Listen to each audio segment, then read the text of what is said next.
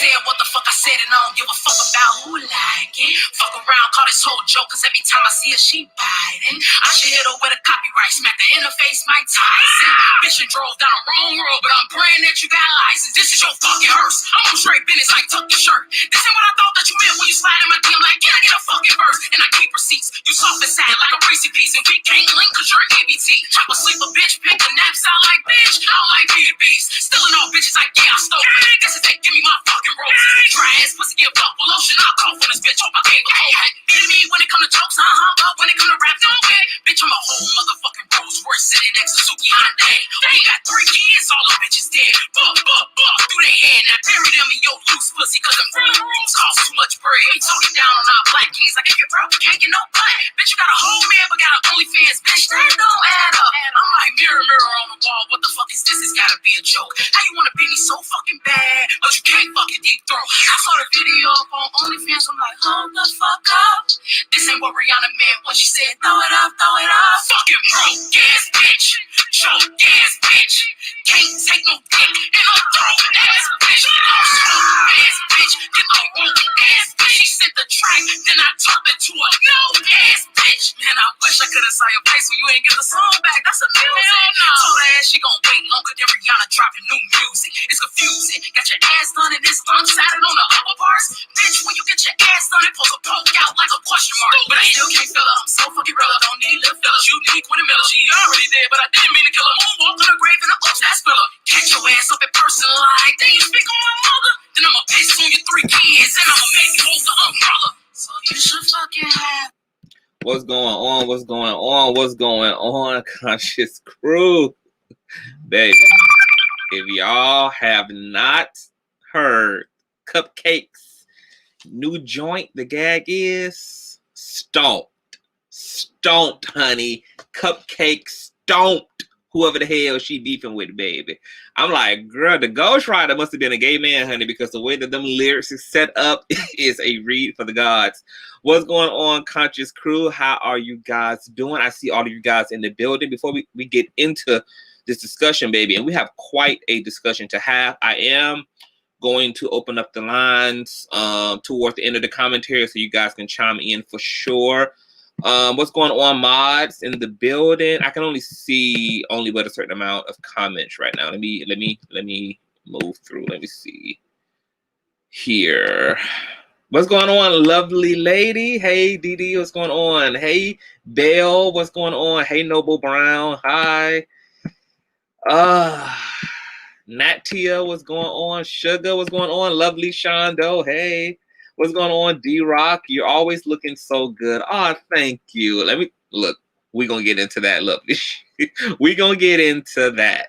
What's going on, Yaya? Hey, Perp, what's going on? Good to see y'all as well. Okay, so speaking of looking good, child. Okay, first of all, I think green is my new hair color. Okay, like I'm in love with green. This is like, I got like 3 pieces that are green. I don't know what it is about green, but it's like every time I see this color on anybody, I don't give a damn whether the skin tone, the skin complexion. I feel like everybody can rock this color. This color just vibrates well on all people. I'm here for it. I see you got your glow on. Yes. So speaking of glow, right? I am exhausted. I don't know why I'm exhausted. I had a great weekend, but I guess it's just I have a lot going on. And plus, I think as an empath, there's like a lot of stuff going on in the collective unconscious with all this, movement in the world, political, social. It's just a lot going on. So if you are remotely spiritual or psychic, and you keep like having these waves of fatigue, or you find yourself like constantly just like feeling tired and napping and sleeping a lot, it's because there's a lot of psychic energy that is being transmuted right now, and you are a conduit of that. So just make sure that you do your share of self-care. Anybody who's empathic and psychic would need to step their pussy up, especially going into 2021. There's going to be a lot of powerful energy that's going to be moving through and through and through. So keep it together. What's going on? Uselessly sexy. Uselessly. I don't know what you're doing like right now at this moment, and I don't want to pressure you to come on. But you should totally come on. Like, you should totally join me in this commentary. I would love to have a straight counterpart as a balance to this commentary, because I'm going to rip young Pharaoh a new one here. But I would love, you know, to have your input. So if you're interested, uselessly sexy, and coming on, and you know the kingdom loves you, text me that you want to come on, and I will send you the invite. So you can come. Yeah, so that you can come into the screen. Come into the stream, okay? What else is going on? Okay, more church announcements. I have to return some phone calls. I know you guys have been calling me. Once again, I've been like just tired and busy as hell. So if you've been calling me, trying to get in contact with me, I am not ignoring you. I will be calling you back. I'm just trying to get it all together, okay? Because I was going to reschedule this live, but I said, you know what? Let me just make my commitments what they are. And also, I've made an executive decision to just go ahead and just commit to doing all of my spiritual content over on Patreon. I did a spiritual commentary, I think Saturday morning. I think it's called The Dark Side of Being an Empath and Near-Death Experiences in Spiritual Paths. But you guys see, that content only got 500 views.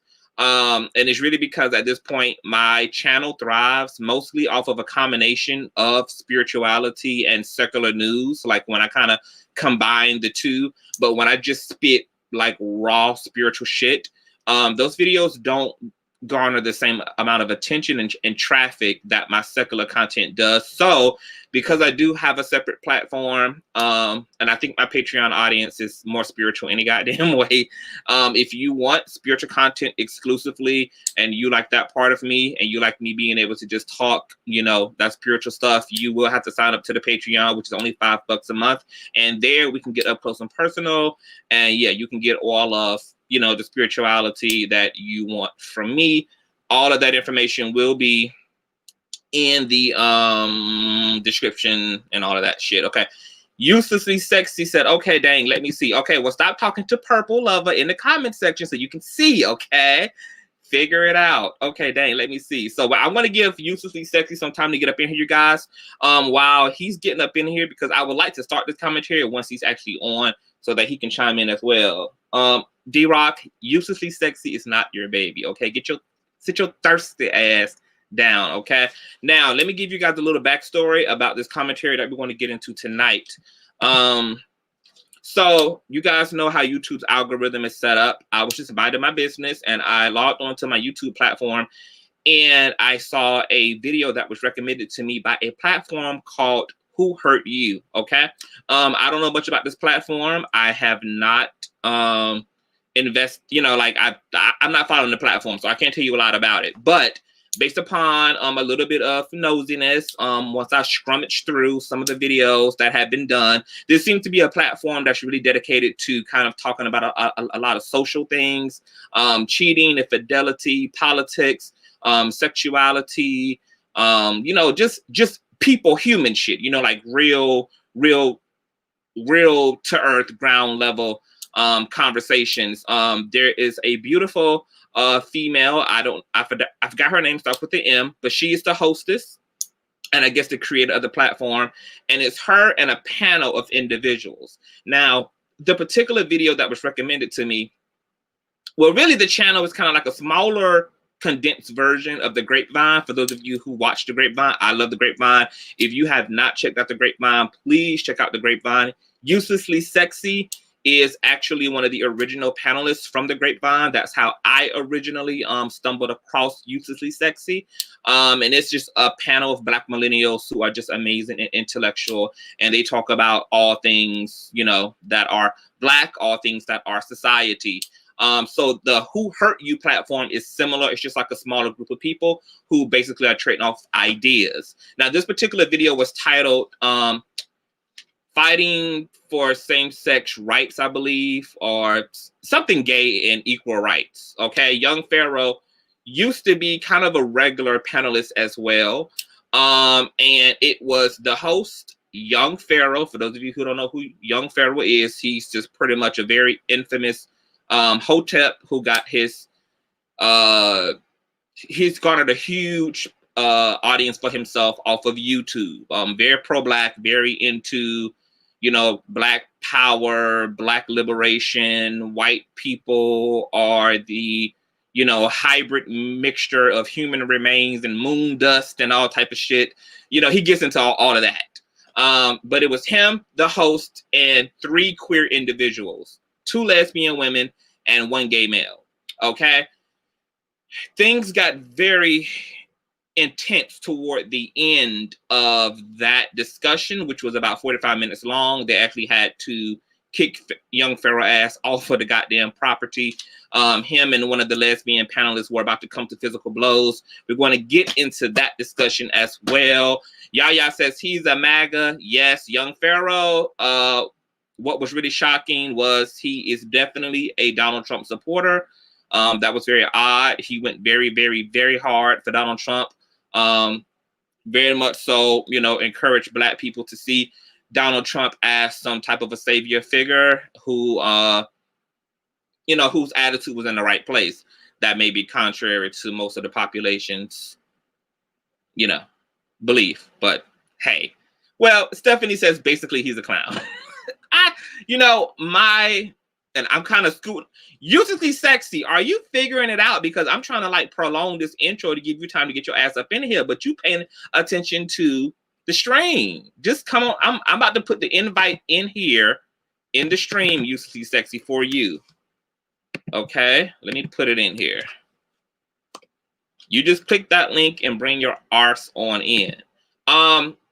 Young Pharaoh, I like young Pharaoh. I'm gonna be honest. I would rather see young black boys being young Pharaoh than being 2 Chainz or being like some drug dealer or like being in the streets. Of course, I don't agree with all of his ideology, but there are definitely things that he's very well versed in, and I personally love his commentary when it comes to just Africans people relationship to European standards and the way that racism has shaped and impacted our community. Now, when it comes to the other stuff he sells, you know, I take it with a, you know, it's entertaining at best for me. Conscious TV is a typical Scorpio. I don't know about typical, but definitely full-blooded. Yes, God. Okay. So uselessly sexy. Where is he? Let me call uselessly. Hold on. Let me interrupt. The transphobia and misogyny. Yes. Tap dance for sure. Absolutely styled by Stevie. Totally agree with that. There was some, we're gonna get into it. When I tell you guys that I have 1, front, back, 2, front, back, 3, front, back, 4, front, back, notes. I took notes with my own handwriting, honey. I got 4 pages back and front worth of notes that we got to get into in tonight's dialogue. So, yes, had a lot to say. Let me call Balaran real quick. Let me call uselessly because let me see if he's coming on. I don't. It was a lot going. A lot of gaslighting. Yes, a lot of gaslighting. I got my blunt. I'm ready. All right. Hey, Aries Gal 30. Hey, what's going on? Are you gonna join me tonight?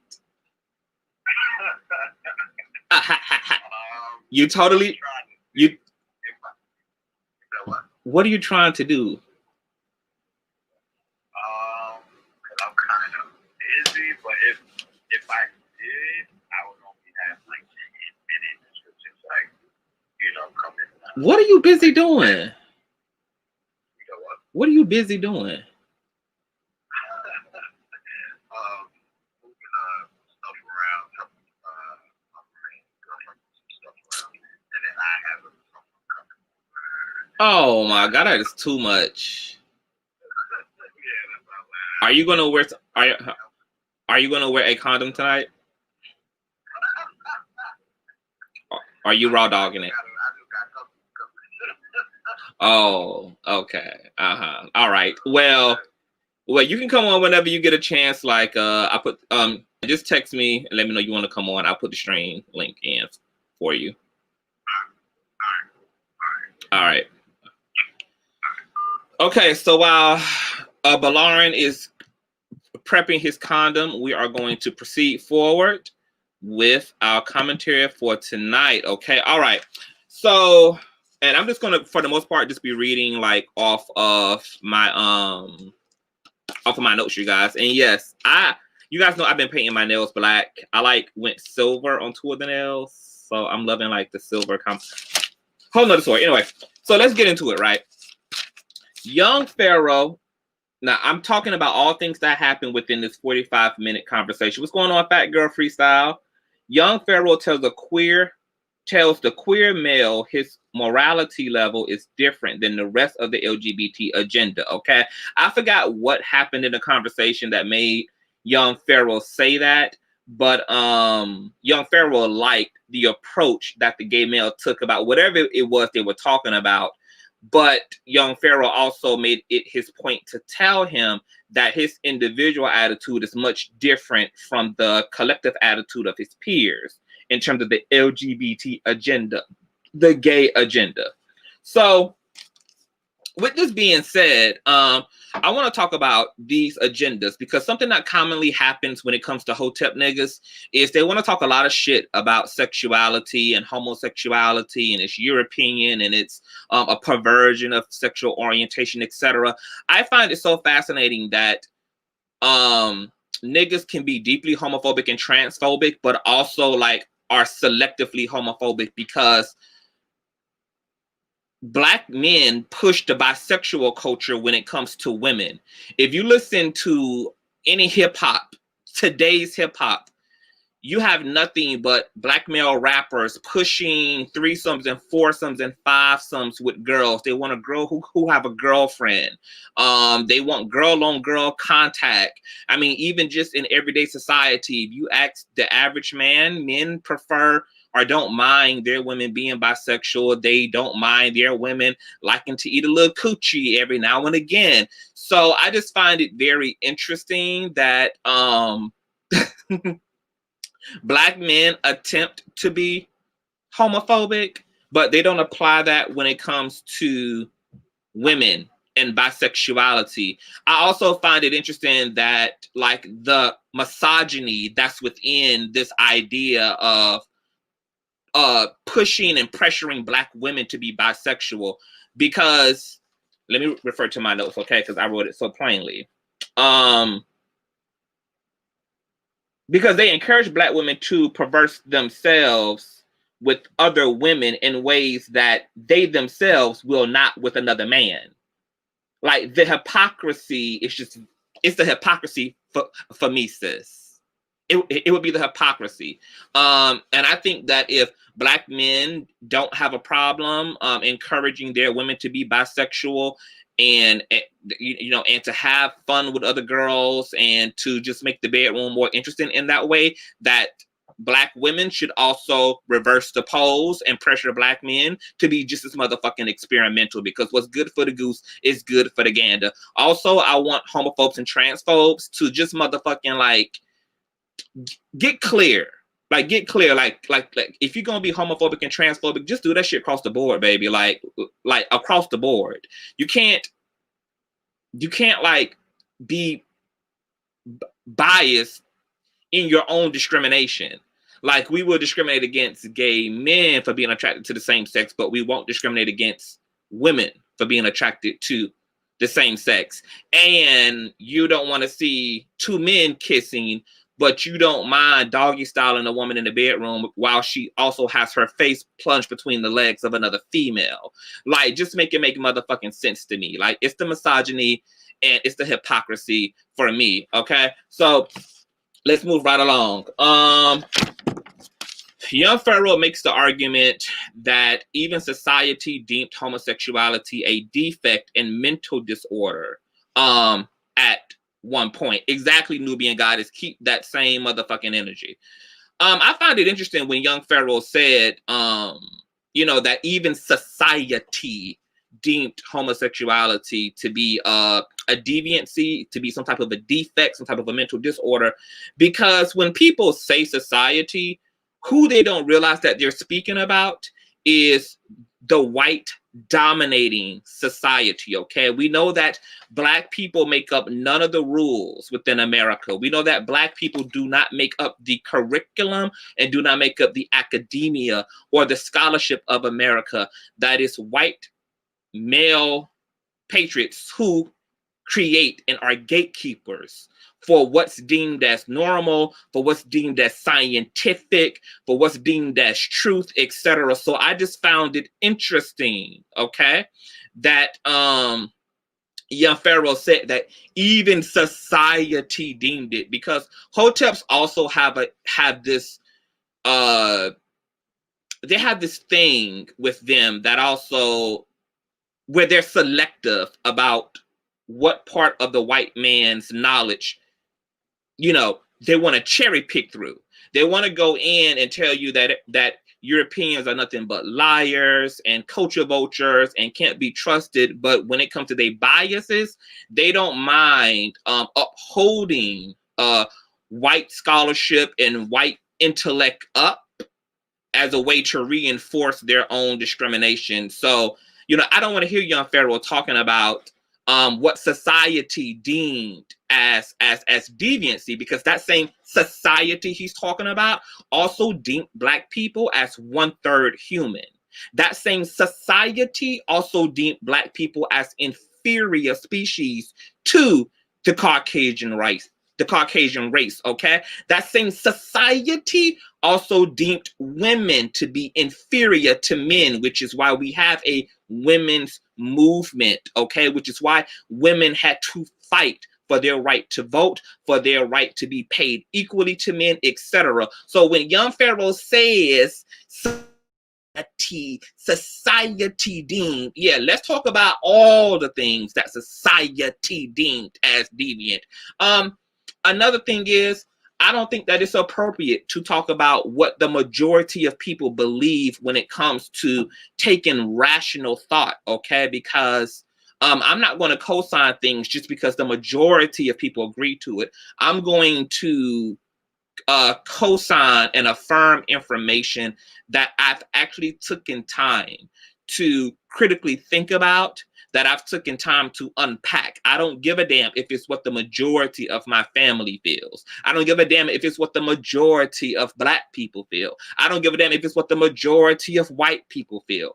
Being a critical thinker means being individually responsible, profoundly responsible for what you come to know and understand for yourself, and applying the necessary rationale, the necessary logic, applying all the data, okay, and arranging that data according to itself. I don't give a damn about what the majority of people thought. And I was a little surprised that young Pharaoh talked about what the majority of society thinks, because if he's going to take that approach, the majority of society thinks that the shit he preaches on his platform is complete hogwash. If we're going to put any value on what the majority of people think, the majority of white people do not agree with his consensus about white people being a manufactured, man-made species. You have a lot of Black people who even disagree with his rhetoric about white people. So I just found it very selective of him to throw up the what society, okay? Society is also racist as fuck, sexist as fuck, misogynistic as fuck, homophobic as fuck, religious as fuck. I mean, who the fuck gives a fuck about what society? Wait a minute. Pause. I know Kyle Melquez did not pooch up in my stream as if I have heard from him recently, because I believe that I haven't gotten a text from Kyle. I haven't gotten a phone call from Kyle. I believe that Kyle indeed find the edge of the world and fall off that motherfucker. So Hello, stranger. Did the ETs drop you back off to Earth? You hear now? Okay. Somebody owes me a bit of an explanation because I have not heard from Kyle Melkes. Okay. But what's going on? Glad to know you're still alive because I was this close to putting an Amber Alert on your motherfucking ass. Okay. Glad you're here. We'll talk about the nails. You need to call me back. Okay, so those were more notes. Now let me see what else I got here, honey. Because we got, like I said, we got things to get into. Okay. Okay. That same society, okay, also deemed and considered mystical and indigenous people to be evil and poisonous to civilization, aka the pilgrims and the colonizers killing off, 90% of the Native American population, also enslaving a large portion of the fucking African population that they imported over in this motherfucker, okay? Because we're talking about society. So exactly what about society, okay? Society also believed that the fucking earth was flat until like 400 years ago, okay? So are we really going to get into a societal conversation? Are we? Are we? Are we? Okay, not really sure. So, speaking of mental disorders, okay?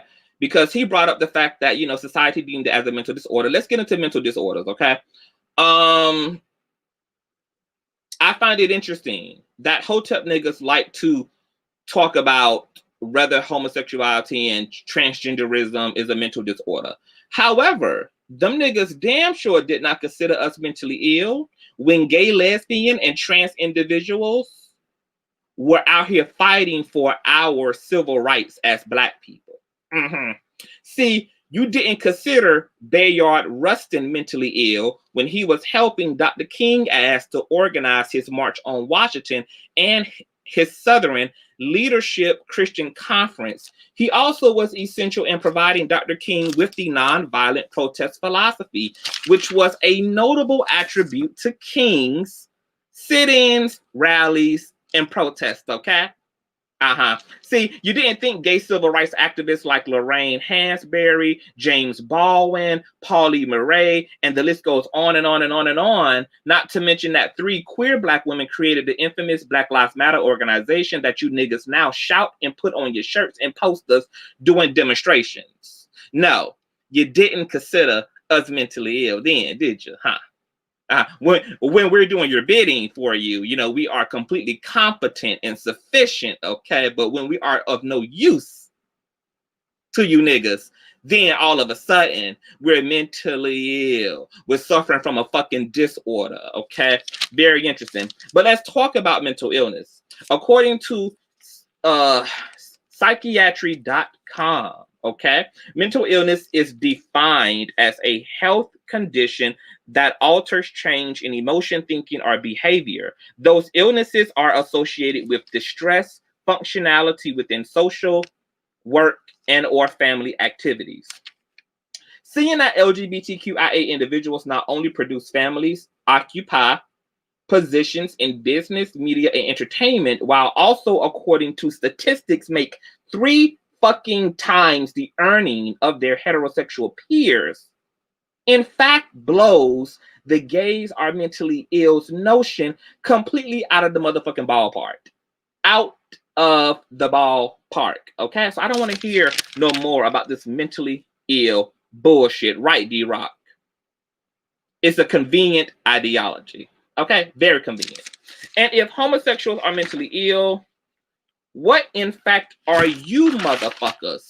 You straight motherfuckers with all of your butt injections, your gang violence and affiliations, the perpetual abuse and women and rape culture within Black straight males' music. It would seem to me that Black cis hetero men are the ones sicker than anyone else within this fucking equation. If we're going to talk about mental fucking illness. Period, poo. Now, next train of thought. Young Pharaoh thoughts on the trans competing in sports against the sex they identify with, meaning trans women compete with biological women and trans men compete against biological men. Now, this actually is a notion that just came up on the Gentleman's Panel. I recently hosted the Gentleman's Panel this past Thursday on my platform, and we actually talked about this particular issue. I agree with him on this issue, okay? Because we're talking biology when we're talking about contact sports, okay? And I don't know if you guys know, but there is a trans woman MMA fighter by the name of Fallon Fox, who has a reputation of breaking bitches' skulls in the ring. You can look her up. She's a trans woman, and she's been beating the hell out of her female opponents. Massive injuries and damage done to their skulls, okay? And the reason why she's in the ring breaking bitches' skulls is because she's breaking their skulls based upon a biological difference, okay? Now, some people may beg the question that, you know, trans women should be able to compete in sports against the sex they identify as, that trans men should too.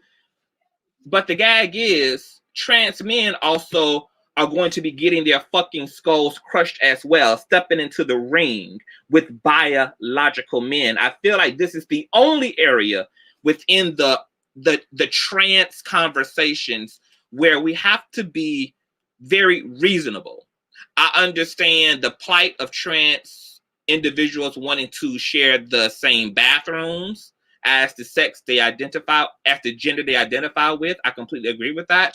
I identify with respecting trans people, using the pronouns that they identify with, etc. But when it comes down to areas like sports and competition, the reason why we don't have biological women in the NBA playing against biological basketball athletes, or we don't have female wrestlers fighting against male wrestlers, is because there simply is a biological difference. And there's just no way to skate around that. And I think that trans people would be doing themselves a disservice by wanting to squeeze themselves into their spaces, because it's going to create more damage than anything else. My remedy was, I believe that we should create spaces for trans to compete against other trans individuals, okay? Which still is going to be a little complicated, because even when you get into transgenderism, not all transgenders even go under any hormonal treatment. Okay, some trans individuals simply identify as women. They don't go, or identify as men, but they don't go forth with any reassignment surgeries. They don't go forth in any hormone treatments. And then if you take those trans people who are not doing anything to change their testosterone or to change their estrogen levels, and even put them against other trans individuals who are undergoing hormonal treatment and kind of altering their chemical state to match that of the gender they are assigned with, you're still going to see a bit of a disparity when it comes to that. But certainly that gap is even wider if you just put trans individuals in the ring with with biological men and women. There's even a lot of controversy like last year where you had a bunch of female track stars, high school track athletes, who were getting crushed by the trans women on their teams. And this created an outrage at the schools. This created an outrage with parents who felt like it was unfair, that their daughters were just being hammered on the field because they were essentially, even though they were competing with the trans woman, that trans woman maintained all of her male biology. And that is what was giving her a leg up in these competitions. And so that frustration is real. And I think that it is certainly unfair because there's nothing that biological women can do about their biology. And so if they're being pit up against people who have a different biology than them, you know, it's just common sense that this is inequality, and this is complete injustice. It's just irrational. It's just not fair. It's not leveled.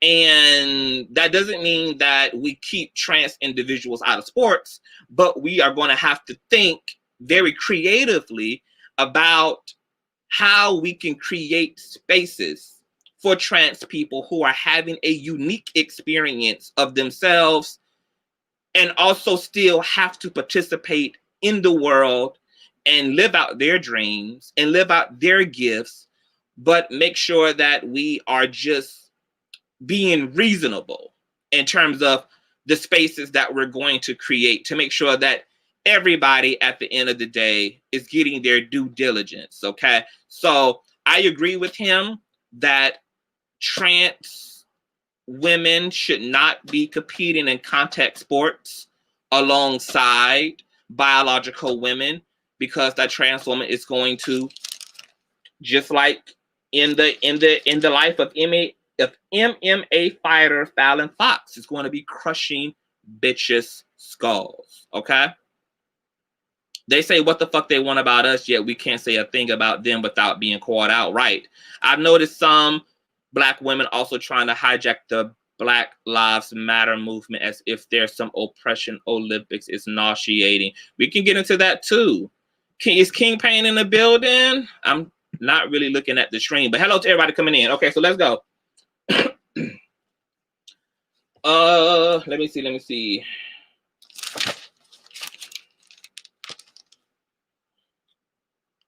Okay, so young Pharaoh, next point was young Pharaoh was arguing that nobody should be forced to accept trans persons as the gender they identify with. Okay. Young Pharaoh, like many of his peers, okay, really are running with this idea that they're being forced to compete, that they're being forced to accept something that they don't want to accept. I want to help you guys out. For LGBT people across the board, this isn't really about acceptance, even though that might be the buzzword that gets used. But really what LGBT people want across the board is respect. I actually, and speaking for myself, don't really give a fuck about whether you as a cis hetero person accepts me. I don't need your fucking acceptance in order to live in your neighborhood. I don't need your fucking acceptance in order to go to the college you go to. I don't need your fucking acceptance to stand in line behind you at Walmart. What actually makes these spaces fair and safe for LGBT people is respect. And that's all queer people want, is respect, okay? Now, whether you accept queer people personally, that is your plight, that is your free right, that is your journey to take to accept queer people. And I would advise LGBT people to kind of scoot acceptance out of the equation, because you can't legislate love. Like, you're going to love me out of a organic love. There's no way to manufacture your love for me, but we do manufacture respect. I can respect people I don't accept. I can respect people who I choose not to be around. I can respect people who I choose not to spend my personal time with, because I don't need to love you in order to respect you. So I believe that what we're really asking for is not necessarily acceptance. I personally don't give a damn about acceptance. Respect, however, that is what's being fought for. Respect, however, that's what's being demanded. Respect, however, is what it's going to take, okay, for us to continue to be a civilized, functioning, sophisticated society of individuals. Is respect. What's going on, King Guyton?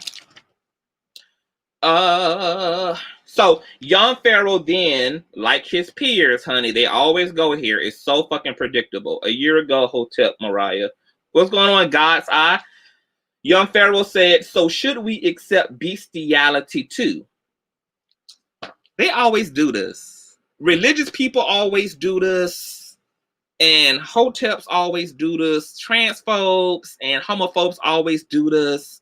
They always go to the, if we start accepting homosexuality, then we're going to start, we're going to have to accept pedophiles and bestiality. Well, excuse me, do you guys realize that you've lived in a society with queer people from the beginning?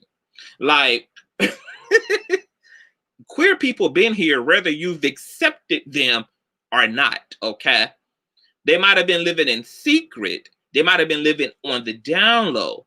They might have been keeping their lives private and personal, but gay people didn't just show up over the last 10 years. Gay people haven't just showed up over the last 20 fucking years. Gay people have been here for the same amount of time that cis hetero individuals have been here. So if bestiality hasn't been coming up since the beginning, why would it come up now? If pedophilia hasn't come up since the beginning, why would it come up now? Queer people are not a new addition to humanity. We're not. Hey, what's going on, Leroy? What's going on, boy? They're not new. Secondly, let's talk about a little bit of this whole if we accept gay people, we're going to have to start accepting bestiality, because he was making this argument that, well, what about when people come along and start saying, well, I have affection for my dog and I should have a right to marry my pet hamster and I should have a right to have a romantic or sexual relationship to, my fleet of cows, out back.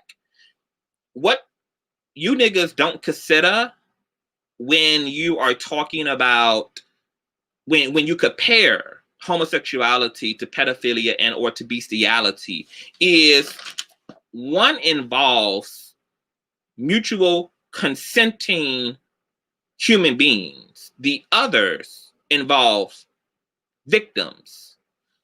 A 3-year-old child can't consent to sex with an adult. A cow or a dog can't consent. 2 homosexual men, 2 adult homosexual men, 2 teenage homosexual men are consenting partners with mutual interest and attraction in whatever they do sexually or romantically together. There's no victims in homosexual unions.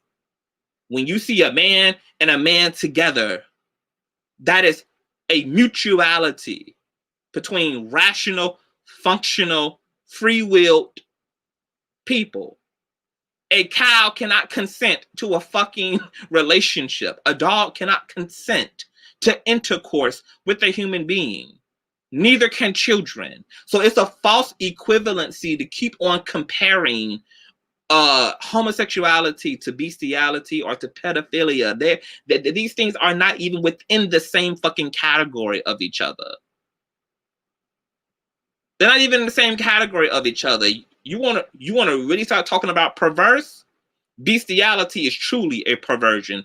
Pedophilia is truly a perversion. Prey versus predator dynamics.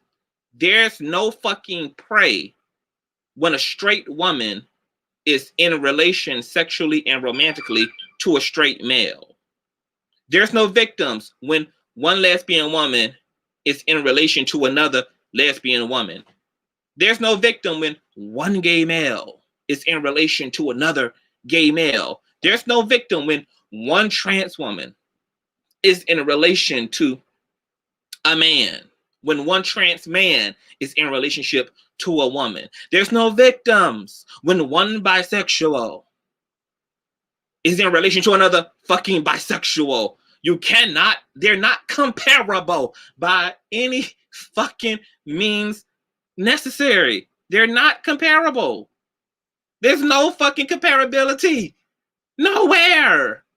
So the fact that you stupid ass wop neck motherfuckers keep throwing up bisexuality and homosexuality to bestiality. It's the reach and the stretch for me, sis.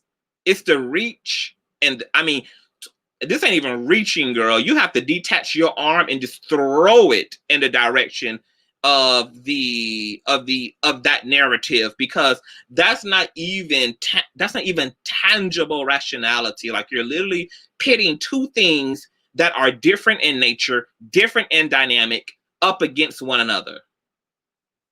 Period. I can come on for about 10 minutes. Okay, so Balarin wants to come on. Let me I'll put link in stream. I'm just saying, I just feel like, and I'd be really surprised, because I'm just like, young Pharaoh, you claim to be the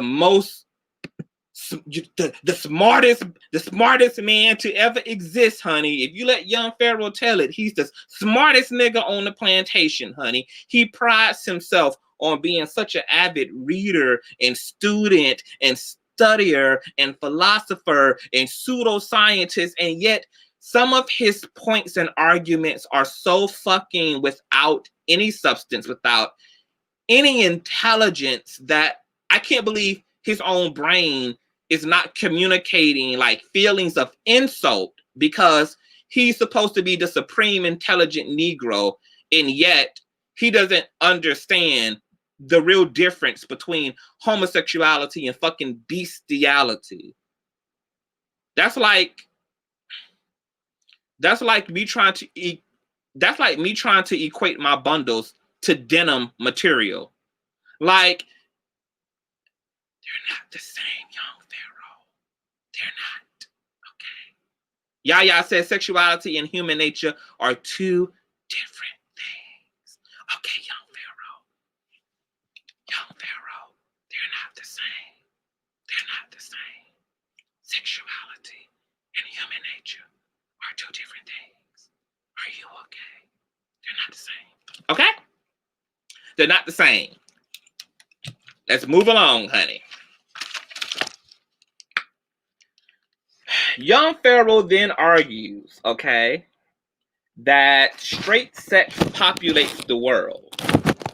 Well, duh. So you're arguing that, because he was trying to make the argument that, and this has been one of his fundamental arguments, is that, look, gay people, when they have sex, can't produce children. Life-giving property within same-sex sex. So are you arguing that gays shouldn't have sex because they don't produce children? Because with his logic, listen to me clearly. Let me pull you close, young Pharaoh. With that logic, darling, okay?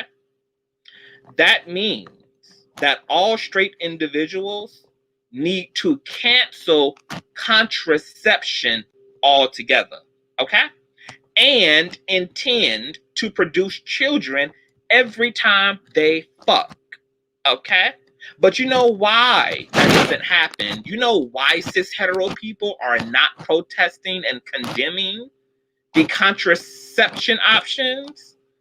It's because people also are having sex for the sake of pleasure, intimacy, and bonding, okay? Because sex is not just a tool for reproduction. Sex is an outlet. Sex is an organic impulse to feel toward another human being, okay? Sex happens out of pleasure, okay? Out of establishing and strengthening a relationship, okay? Sex is a multifunctional ability. Okay? So not only are gay people not it's spiritual, right? Rings ablaze. It's fucking spiritual. So not only are straight people not having sex for the sake of having children, gay people aren't either, but you guys aren't either. Now you just stepped into this conversation, Balara. Let me ask you, as you preparate your condom for tonight, right? As you get ready to blow the back out For of what? some, as you get ready to blow New York woman tonight, will you be blowing her back out with the intention of giving her a baby, or putting a little Balaran Jr. in it? Whenever the rare occasions I do have physical contact with a woman, I always hope not to leave a child behind. Okay, now for the people who don't know who you are a cis heterosexual male, right? Yes, to my knowledge, I was born a man and I am still a man. To your knowledge, that's interesting. Okay, and you identify as a heterosexual. Yes, identify as a heterosexual man. Okay, so in your life, the rare times you've been intimate with someone, were you intending to have a child every time that you were choosing to engage in sex? And do you have children? Every time? Every time. I have no children. I've never had intercourse with the intent of having children ever, no.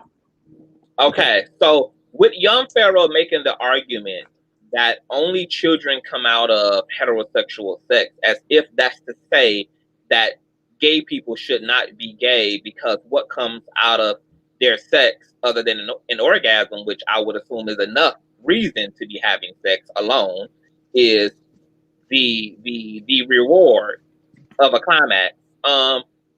Do you see the logic in that? Do you agree that queer people should not be having sex because children cannot be born out of their sex? So why would they be gay, and what is the point of fucking as a same-sex person? I tried to watch some of this stuff, but to my knowledge, no, I wouldn't say homosexuals should not have sex simply because they cannot reproduce. I saw a snippet of what he was saying, but I think that was more so his logic on transgenders. But as far as being gay, I mean, pleasure is pleasure, you know. And of course, you know, it goes beyond that. It's the urge to want to. I should say it can be the urge to want to do something with someone that you care for deeply. You know, that's often a result as well. So I would never say that homosexuals shouldn't have no point to have sex or whatever you call it. Why do you seem so shy and bashful having this dialogue? Why do you not seem at all, not at all. I told you I wasn't ready. I'm all over today. That's why. You said okay, what? So with that being said, then, why do you think that heterosexuals? I don't know. Why do you think that heterosexuals get to constantly tell queer people what they should be attracted to, when nobody creates the preferences for straight people? You guys, like you as a straight male, are able to prefer any type of a woman you find attractive, whether that be large women, whether that be skinny women, whether that be athletic women, whether that be model status woman, whether that be average looking women. Like, you are entitled to your preferences and there's no opposition. The same thing for women. Women get to be with straight women, get to be with whoever the fuck they want to. Why do you think straight people always like to jump in the business of gay people and tell them who the fuck they should be fucking, who the fuck they should be attracted to, who the fuck they should not be attracted to? Like, where does that fucking entitlement and narcissism and fucking privilege come from? I think it comes from, I mean, you could really get into that and really dig down into why heterosexual people feel the need to, you know, proclaim what is okay and what's not okay as far as sexuality. You know, I'm definitely not a professional sociologist to give the reasons as to why it's that way, but you know, I think it comes down to a lot of things of just like, you know, it comes down to things of belief, religion, order. It comes down to, you know, just them simply not agreeing with it and not wanting to see it or hear about, you know what I mean? So when you don't accept something, you tend to do anything you can to, you know, to stop it from spreading in a sense, you know, or becoming a norm. So I think that's what a lot of people, you know, and you could Why turn do you that think into people racism, just like can't that's reason, admit? like, you know. So why do you think that? Because Shanika You said just why said, can't people?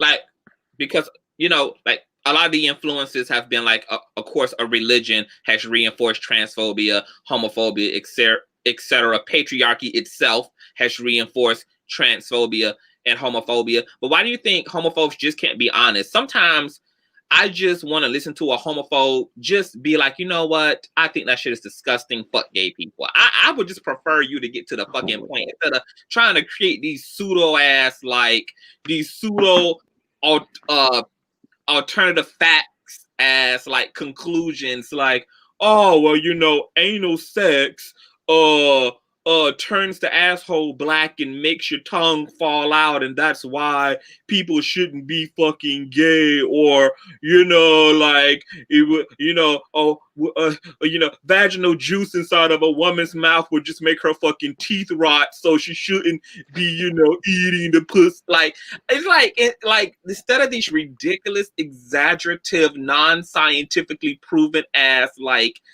bullshit, like conclusions that these motherfuckers come from, why can't you just say, I just don't believe that men should be Maybe I should have disconnected from Wi-Fi. women? Uh-oh. You are frozen. Having sex alone is the reward. Hello? Oh, okay. I think I messed up for a second. Can you hear me? I can hear you, but I can't see you. Okay. I think it's. Oh, shoot. All right. Can you see me now? You're still frozen. Well, really? You're like, can you hear me though? I can hear you just fine, but you're a little delayed. Yes. Okay. Sorry. I disconnected from my Wi-Fi because it was real choppy. The audio was choppy. Oh, okay. But you can't see me though? I can see you. Oh, you can see me now. Yeah, I can see you. Mm-hmm.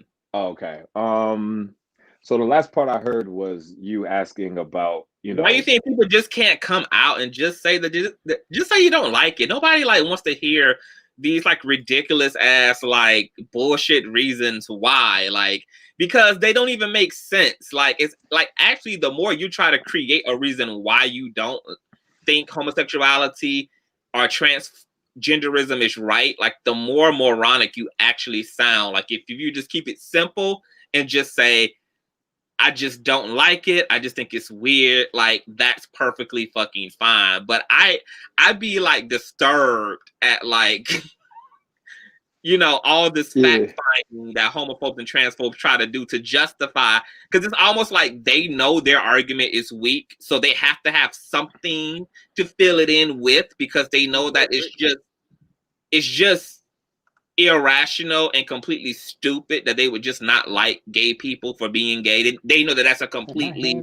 like unethical, sad ass reason alone to just not support or like somebody just for the sake of that. So they feel pressured by the insecurity of their lack of a justification to like create all this bullshit. Like I was arguing, I had to debate this hotep named Israel Dawau like years ago, and he tried to make an argument for anti-gay sex by something called the gay bowel syndrome. And it apparently is some type of a it's some type of a damage done to the intestinal tract of gay men who bottom for men. And he literally tried to make this a real thing. He had no doctor that could verify anything called a goddamn gay bowel syndrome. If there would be a goddamn gay bowel syndrome, that would be something that would impact not only men, it would fucking impact anybody who has anal sex, because gay men aren't the only people having anal sex. Lesbian women get dildoed in their ass. Straight cis hetero women also indulge and enjoy anal sex. And he just sounded stupid trying to like create something that exclusively impacts gay men, when anything he could say about the sex of gay men could impact anybody who has that type of sex, because there's only 3 types of sex: oral, anal, and vaginal. So any issue that could come up orally will come up for anybody who has oral sex. Any issue that could come up with anal sex is something that would impact all people who have anal sex. Anything that could happen vaginally could happen to anybody having vaginal sex. Like, it wouldn't be fucking exclusive. But there was no research. So bringing my question back to you with your dial-up ass Wi-Fi is, why do you think niggas just can't just say, that you just don't like it? It's okay. It's okay. I mean, I feel like I'm a fairly rational person. I feel like I tend to put myself in other people's shoes to try to grasp, what they might be thinking. As far back as I can remember, I've never really, viewed homosexuality as something to fear or thought of it as something that was like necessarily wrong. I just knew it was something that, I definitely am guilty of probably, playing the whole, like, I ain't gay, you gay kind of thing, but other than that, it was never something I viewed that was like, I have a problem with it or whatever. Like, I don't, no homo is not in my vocabulary. I'm also someone who's very comfortable with their sexuality as also. So it's just like, it's whatever to me. But I say that to say so I can't really speak from that person's perspective. Although I don't believe in homophobia necessarily. I think that's I get it. I feel like that's an attack word. I don't feel like it's an actual Okay, so let me ask you a question. Pause. So what would you define homophobia as then? I mean, a phobia is something you're afraid of. I don't think these people are afraid of gay people or afraid of being gay.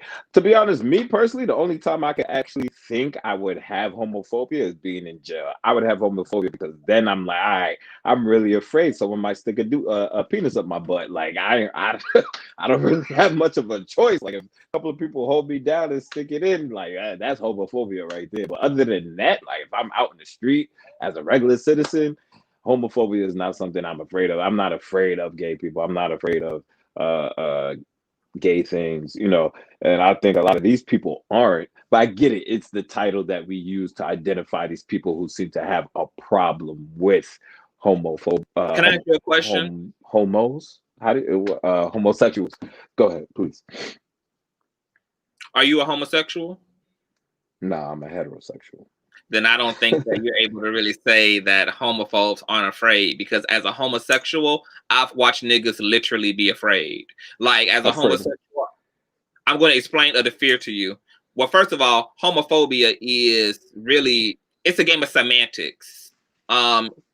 homophobia is just really just a buzzword to lump anybody who has an anti-gay, anti-queer, anti-trans attitude into a category. So while you guys that's what I'm saying. So while you guys are attempting to be literal, it's really just a game of semantics. It's not really literal. It's just a convenient term to encompass people who have an anti-gay attitude. However, the phobia is real for lots of trans phobes and lots of homophobes. As a gay queer male, I've been gay for 35 whole years of my life. I've lived alongside other gay men and gay women.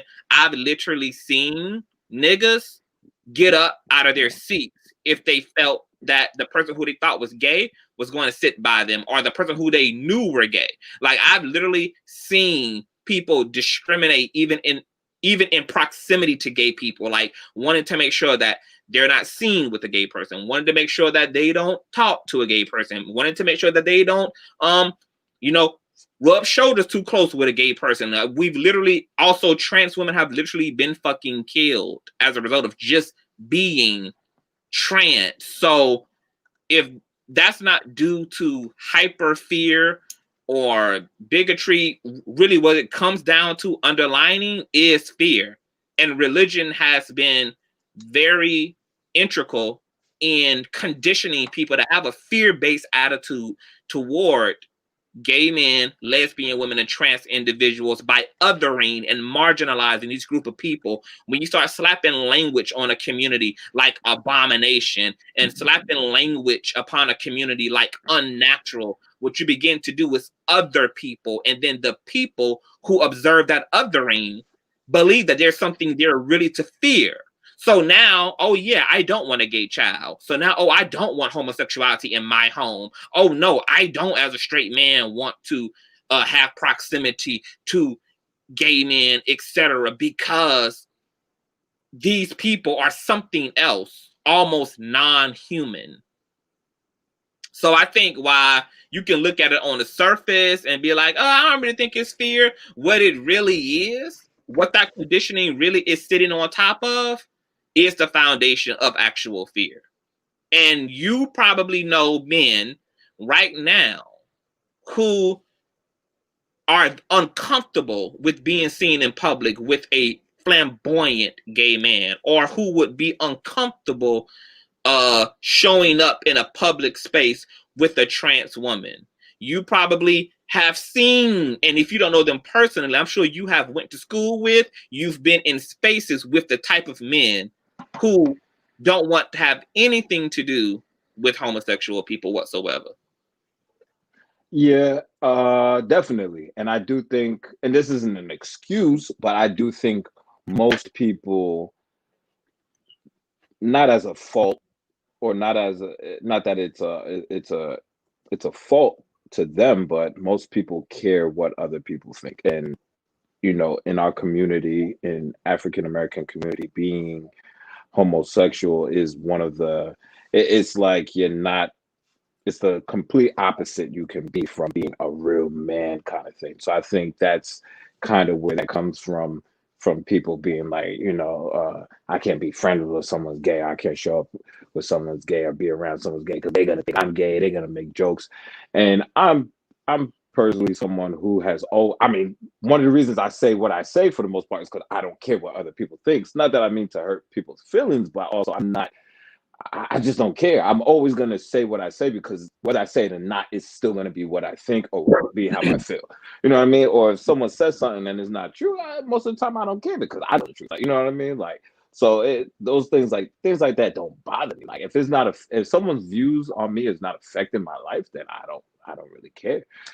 So, but most people, if I'm not mistaken, don't have that outlook on life. Most people are like afraid to go to dinner by themselves because they are afraid of looking like a loser. Like, you know what I mean? It's not that you don't eat by yourself, or you don't want to eat by yourself. You still want to eat, but you don't want to eat by yourself because you're afraid of how you're gonna look. You know what I mean? But I can do that. I don't care what other people think. But so I'm using that example to mix in a lot of the reasons why people, tend to do those things and not want to be seen with someone who's gay, or not be associated with it, is because they don't want that on them. And you could even go on and say, oh, even the people who are gay or closet gay people are doing that to the extreme. They're kind of overcompensating because they don't want anyone to know they're gay. So they're, they see someone gay, they really, oh, don't chill, I ain't trying to, they're doing that extra thing to really make people kind of not figure out that they are actually gay. But at the end of the day, like I said, I think everyone's sexual. This is my biggest problem when it comes to homosexuality and transgenders and all that.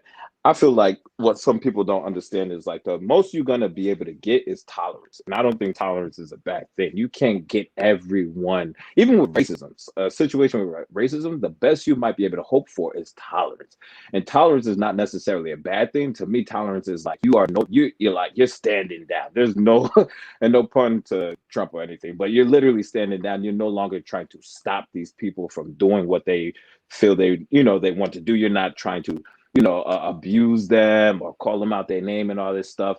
You understand it. You might not like it, but you're no longer doing anything to hinder them. And that's the best we can hope for some people on the extreme.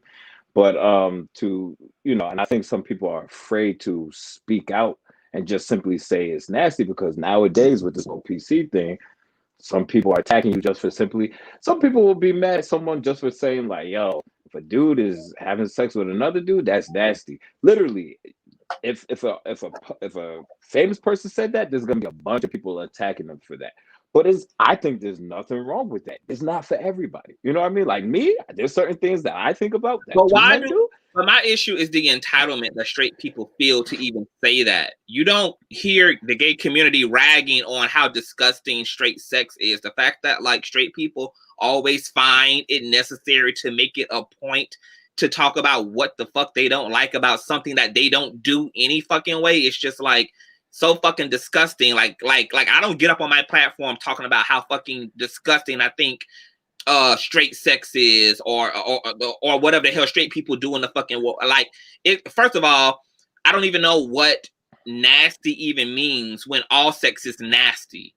All sex is wet, all sex is sweaty, all sex is moist, all sex is gooey, all sex requires all of that. So I don't even understand what the whole sex, as if straight people are having a cleaner version of fucking sex. Straight people getting fucked in their ass, straight people sucking dick, straight people squirting and eating every goddamn where. Like, so what the fuck are we talking about when we talk about gay sex is nasty?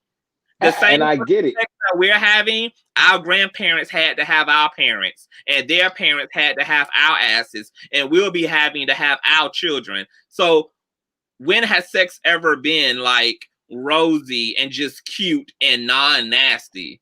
I don't think it has, but I think that's the problem, because sex is very subjective. So, there are women who think sucking dick is nasty and they're straight, you know what I mean? And there are men who think, going down on a chick is nasty and they're straight. And they've said that, but it's just not highlighted as much, because being gay or being having sex with transgender people or whatever that category is. You know why it's not highlighted as much? It's not highlighted as much because it's different from you talking about like a particular sexual act. Like, oh, I think oral sex is nasty. But every critique about the sex gay people have isn't even about the sex. It's about us. It's about us.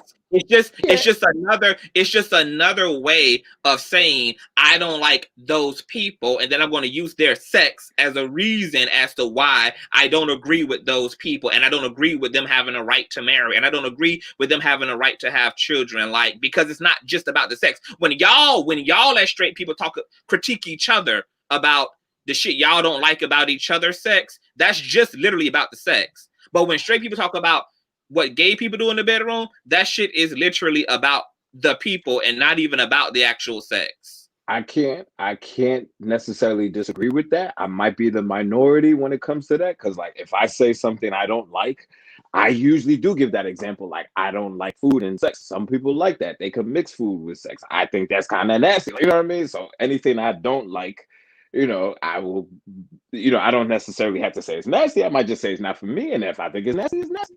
But I can't disagree. Yes, most of those people, many of those people who might be saying, gay sex is nasty, they might be using that as an attack on the entirety of that lifestyle, not just necessarily like, you know what, I have no problem with gay people, but doing this and that is nasty.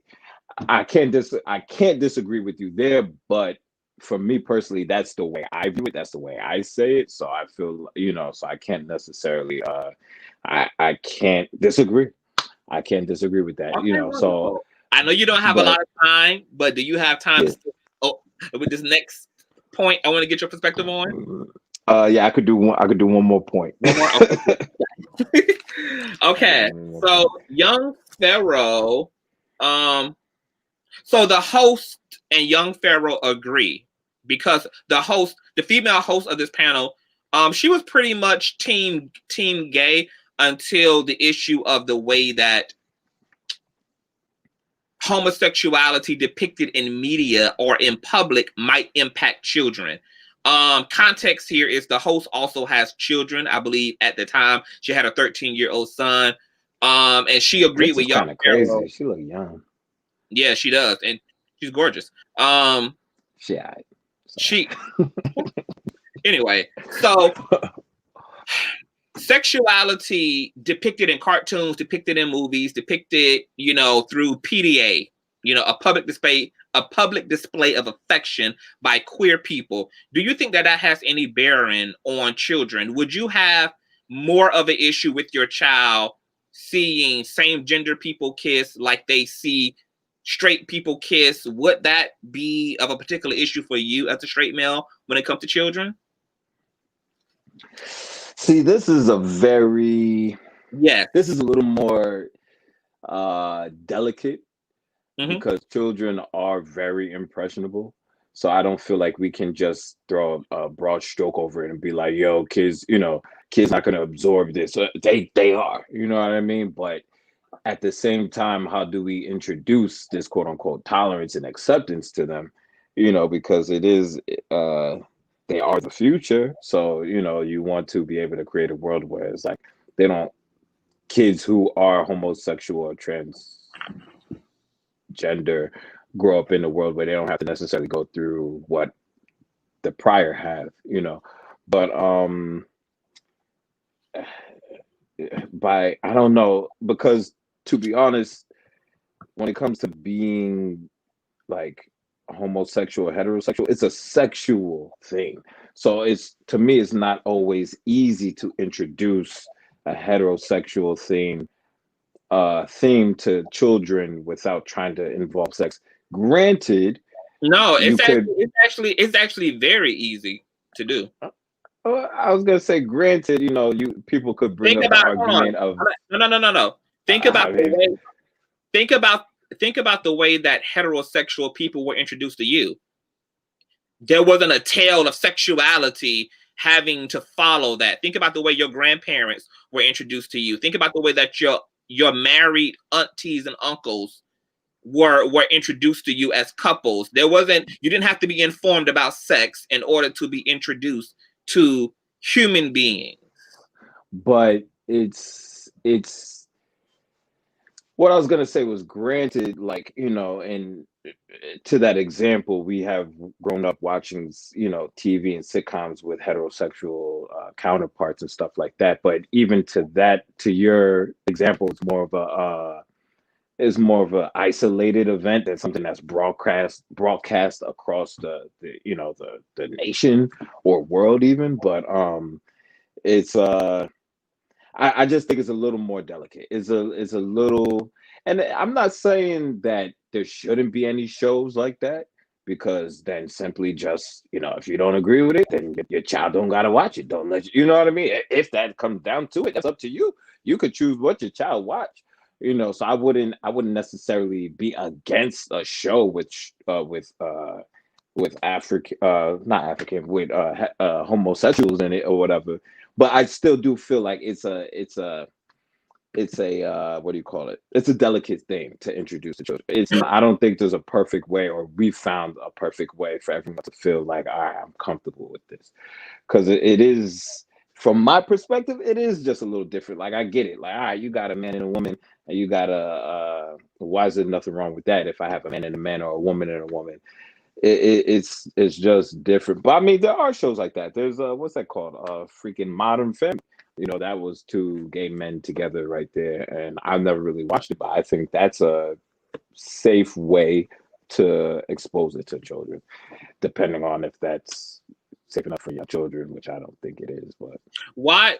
But see, you know, and I hate to be like kind of a tough cookie here, but I just can't help but also reach for the fact that I think that the majority of straight people who make these type of arguments are simply homophobic as fuck, because once again, these concerns only become concerns when it comes to everybody else who's not straight. I have never seen straight people remotely be concerned about whether SpongeBob has a girlfriend or not, or I've never seen them protest or be concerned about Mickey Mouse having a Minnie Mouse in his life. But all of a sudden, this deep-rooted concern for sexuality and as if gay people, especially within the media of children, would even be depicted in some raunchy ass way. They would be depicted in the same cartoony ass innocent way that all the other cis hetero characters develop are. But these fears are so convenient and so selective, and they only pertain to queer people when it comes to straight people. Straight people don't wrestle against their own heterosexuality and how that impacts their children growing up.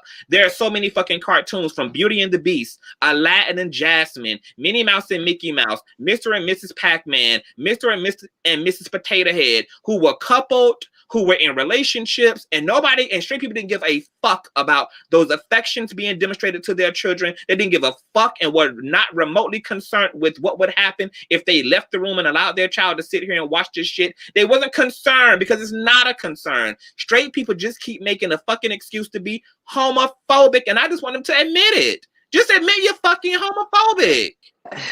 Just admit it. Like, stop with the bullshit and just say you're fucking homophobic, because it's bullshit. It's bullshit. Like I said, I'm a rational person, but I don't know that I don't think there's been a perfect way to, like, really, when it comes to children and introducing stuff like that, I don't think there's been a perfect way, and it's just different. I can't explain it exactly, but it is different.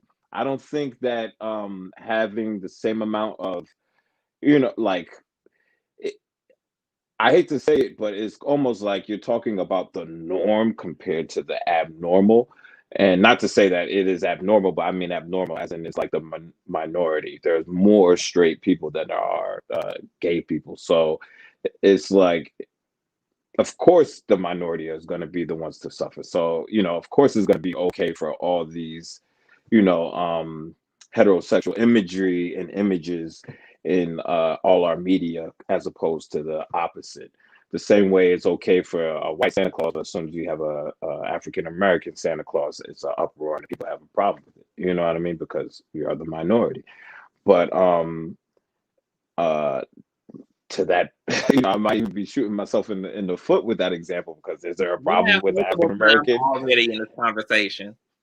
I mean, is there a problem with an African American Santa? I mean, it looked weird to me. I'm not gonna lie. I grew up knowing Santa as a white man. It just looked weird, you know, to see a dark Santa. But I just think, but when it concerning children, though, and two heterosexual people and two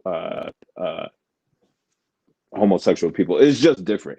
And for the most part, that might be what they see in the house. Most kids are seeing, if they have both parents in the house, most of them are going to be seeing a mother and a father. So that's going to be what they see. But then you are going to have those few like, oh, that's not how my family look. I got two moms, I got two dads. So yeah, it isn't fair to that minority that, you know, is not growing up like that. But that's what makes it so iffy, and we haven't come to that conclusion yet of figuring out what's the best way to introduce that to kids. I'm gonna tell you the best way. Stop being fucking homophobic would be the best way to introduce your children to decency and respect for other people. The best way to actually introduce your children to the world would be to teach them respect. Simply that. And I'm actually, just before we go, because I know you guys to go. With that same logic, because I also had this in my notes, but while you're here, I might as well have at it. by that very logic, that children can be influenced to be gay, how do you guys explain queer people's existence, since queer people exist within a heterosexual world? Like, every facet of my reality, even now, and from the time that I was a child, was constructed by heterosexuality. Every love story, every image of marriage, every image of affection, the majority of people within the community, within the neighborhood, within the families identify as straight. So with that same logic that children can be created to be gay, how come it doesn't work in reverse? How come we, with all of these heterosexual influences in our life from the time we've been in the world, have not made us all straight? How have we even been able to be gay? How have we even made it this far in being gay if influence was a real thing? Because I saw no gay people growing up. We didn't have gay people in my family. I didn't have gay people in school. I was raised in the hood. There was no gay neighbors. There was no nothing. There was just me. I personally see, my perspective on this is that it's not that the exposure to homosexuality creates homosexuals, But but that's the argument, right? The argument is no, that, what about the children? What about the children? Because they could be influenced. How do we introduce children without them being influenced to be gay? That's the brunt and the crux of the argument. I do think that children can be influenced, but I don't think that it's I don't think that it's while it doesn't create them, they can be influenced. So Okay, like so then, to your hold on. point, how you saying No. We can't scoot. Unpack that. Can be influenced, but doesn't necessarily turn them. I mean, make it make sense, Balaran. Like that's why you're here. Trying. I'm trying. I'm saying, Mhm. although I'm starting to forget my point. But either way, what I was trying to say was, to your point, before media existed and all that, there have been acts of homosexuality and whatnot. But so it obviously didn't come from outside source or media anyway. But that doesn't mean that it still can't influence people or children, just because that's not where it originated from. So I mean, is that a fear of causing people to become gay and all this stuff? Maybe, I don't know, but I just don't think that's also the best way to go about things either, though. So it's just like I said, it's something I think we all have to kind of figure out. I don't think it's just going to be easy to be like, oh, just include all this stuff and stuff like that, or start having teaching kids in third grade. Like, I mean, we have to. It's a learning process. That's how things are done. Unfortunately, it's not a perfect system. We're not going to know without a few guinea pigs and whatnot. But I just don't think that is the best way right now to introduce it to kids. But I mean, something has to be done. I'll agree with that. Yeah, absolutely. Something has to be done so they can start understanding like this is normal, but what has to be done? I don't know. That's going to take some time. That's going to have to take some time. I do also want to. Why someone in the comment is very mad? I don't know why though. What is her name? Who's mad? I mean, probably 85% of them are mad at the shit you're talking. Oh, maybe I'm just speaking my mind. One of them tried to call me a roach and said I wasn't on the grapevine no more. For your information, that was just some tough loving. Don't. Okay, I'm still on the grapevine. Don't get it twisted. Well, even if I ain't, so what? Like, that shit ain't ABC. What the heck? I ain't getting paid for that. But I'm still on the grapevine. But I know I'm just speaking my mind. I'm just trying to provide a perspective on what I view and why.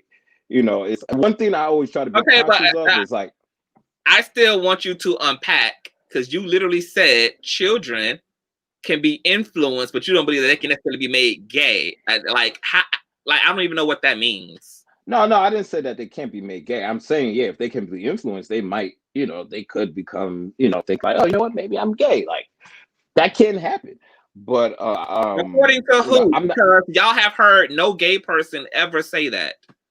Y'all have never heard no gay person say they started off straight and were influenced to be gay. So, I mean, but when you're a child, how do you even know? Like, that's the thing. Like, well, if they a children are. child, then how do you even know after you're adult? Is the question. Like, How and do I know as an adult? What?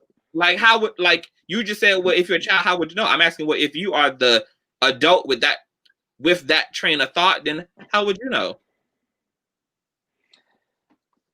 I mean, that's what I don't understand. How would I know what? Y'all How would I have know never what I'm in your attracted life to? ever heard any queer person say they were influenced to be gay. I'm trying to understand where the I have origin. actually. I have. No, you haven't. No, you No, I haven't. swear I have. I've watched the. Tell I've me watched about the it. docu. Tell me about it. I've watched the documentary where this man actually. I think he actually went through a full sex change because he was influenced by his psychiatrist who told him that, oh, Okay, you're wrong. gay. Okay, hold on, wait. I don't even need to hear no more. Okay, you're But talking he went like through the sex no. change and Hold on, then wait, he wait, went wait. back. Okay, fine. He detransitioned, but He most did. people are not growing up with a psychiatrist. I'm talking about everyday queer people who have not had the influence of a psychiatrist in their life. You have not heard any queer person say they were influenced to be gay. And I would beg to question that that person was even influenced. That person might have a misunderstanding of what the fuck going on with themselves. And sometimes when we're confused as people and we have identity crisis, sometimes we take well-meaning advice and then come to a point where we realize, oh, this is not something that I want for myself. And then we take a different fucking route. So I don't know much about that psychiatrist nor that weird ass person who is willing to blame such a drum, because this person transitioned from what you said. That's a really dramatic thing to do on the It strength of is. somebody else's word. So I can't even believe that as a grown ass person, he even transitioned off But of the basis of the off of the advice and feedback of a fucking psychiatrist. Are you fucking kidding me here? he did. So He did. that's to my point. He If a did child, not. That's what he said. he But let me just say this to did. you, Lauren. If a grown man could do that, then We a child could is We did. definitely can He do that. did not. And okay, so Yeah, let's even say that there's 1% of people, and he represents the 1%. I'm not saying it's the majority. I'm not saying it's the Right. majority. So we're still talking about the majority of LGBT people do not attest and testify to being made gay. That is not a common general Yeah, no, one of the mill I'm not saying that. I'm not saying that. Okay, so let's see if we can agree to this. I will give you this. Yes, because children are impressionable, children can imitate what they see. But when you study sexuality academically, what you know as an informed person is that you can't create sexuality. So what that means is that as a gay child, yes, I played house with the opposite with the opposite sex. Yes, I hunched on girls. Yes, I imitated what I saw, but I was gay. And I ultimately grew up to align with my actual orientation, not necessarily external influences. So, yes, can children be influenced to imitate something that they see within their house or within a cartoon or inside of a book, inside of a magazine? Sure, but no influence can actually create the orientation of that child, which means that those children grow up to be who it is they're in their nature to be. Okay, because nature transcends pseudo influences. Okay, so even me as a gay person, yes, I imitated heterosexuality, and it was just a imitation. It was very superficial based. As I matured and puberty happened and orientation blossomed, okay, I was a gay male, and I was no longer imitating being straight. I was no longer hunching on women. Now who I was hunching on were the people who I actually had a genuine attraction to, and that wasn't women. So yes, I can give you that in the middle, there is a space for the conversation about influence. But influences are phases. Your nature would never be a phase, which is why gay people, despite all of the hetero influence they have in their life, still turn out gay. Because it doesn't matter if the only images I ever saw were straight. It doesn't matter if all the cartoons catered to straight. It doesn't matter if all the people in my family are straight. It didn't matter if all the people in my community, in my school are straight, because I was gay. And all of that influence, my whole life, was not going to trump my nature. Nothing is going to trump your nature. For the most part, yeah. For the most part. Okay, now go. Or you still got more time on your hands? I wish I did, but I don't. Plus, half of them want me to bounce anyway. I'm gonna finish them off in the comments though. So okay, I cool. do gotta go though. Thank you for coming on board. Thank you for having me as always. I hope I was able to add some, good perspective from the male. Yes, you were. Although I don't think it's. You were here to affirm to us how crazy straight people are. Yes. I mean, I think I'm pretty rational. I'm just, shedding some light on why they might think the way they do, but and by you doing that, you prove to us that there's actually no rationale within why they do and why they think what they think. Because when you break that, very possible. When you break down it, you get idioticness. When you break it, like when you break down why they think what they think. So you help us to break down and get to the bottom of some transphobes and homophobes irrational rhetoric. But be in the comments. I will text you later. And thank you for your time. All right. Okay, so let's continue on with our notes, you guys, because I still have a page and a half to go. Okay, so you guys already know my attitude is straight. I mean, yes, influence. We can all be influenced at impressionable ages, but nothing can influence you out of your nature. The DL community of women and men are proof and receipts to what I'm saying. All DL men and women are men and women who are trying to change their nature based upon their religious influences, based upon their cultural influences, and despite trying to align with an influence, they still can't help but be gay and or lesbian and or bisexual, because your nature trumps influence. Okay, period. Poo. Now, one of my other points I wanted to add to that is it asks children who have same-sex parents, okay, if they're impacted at all by homosexuality, okay, because there's whole documentaries online right here, even on YouTube, that document children who grow up with parents of the same sex, okay? And this question has obviously came up in those documentaries. And these children who are now young teenagers, they're growing young adults, have said all across the board, having gay parents didn't make them fucking gay.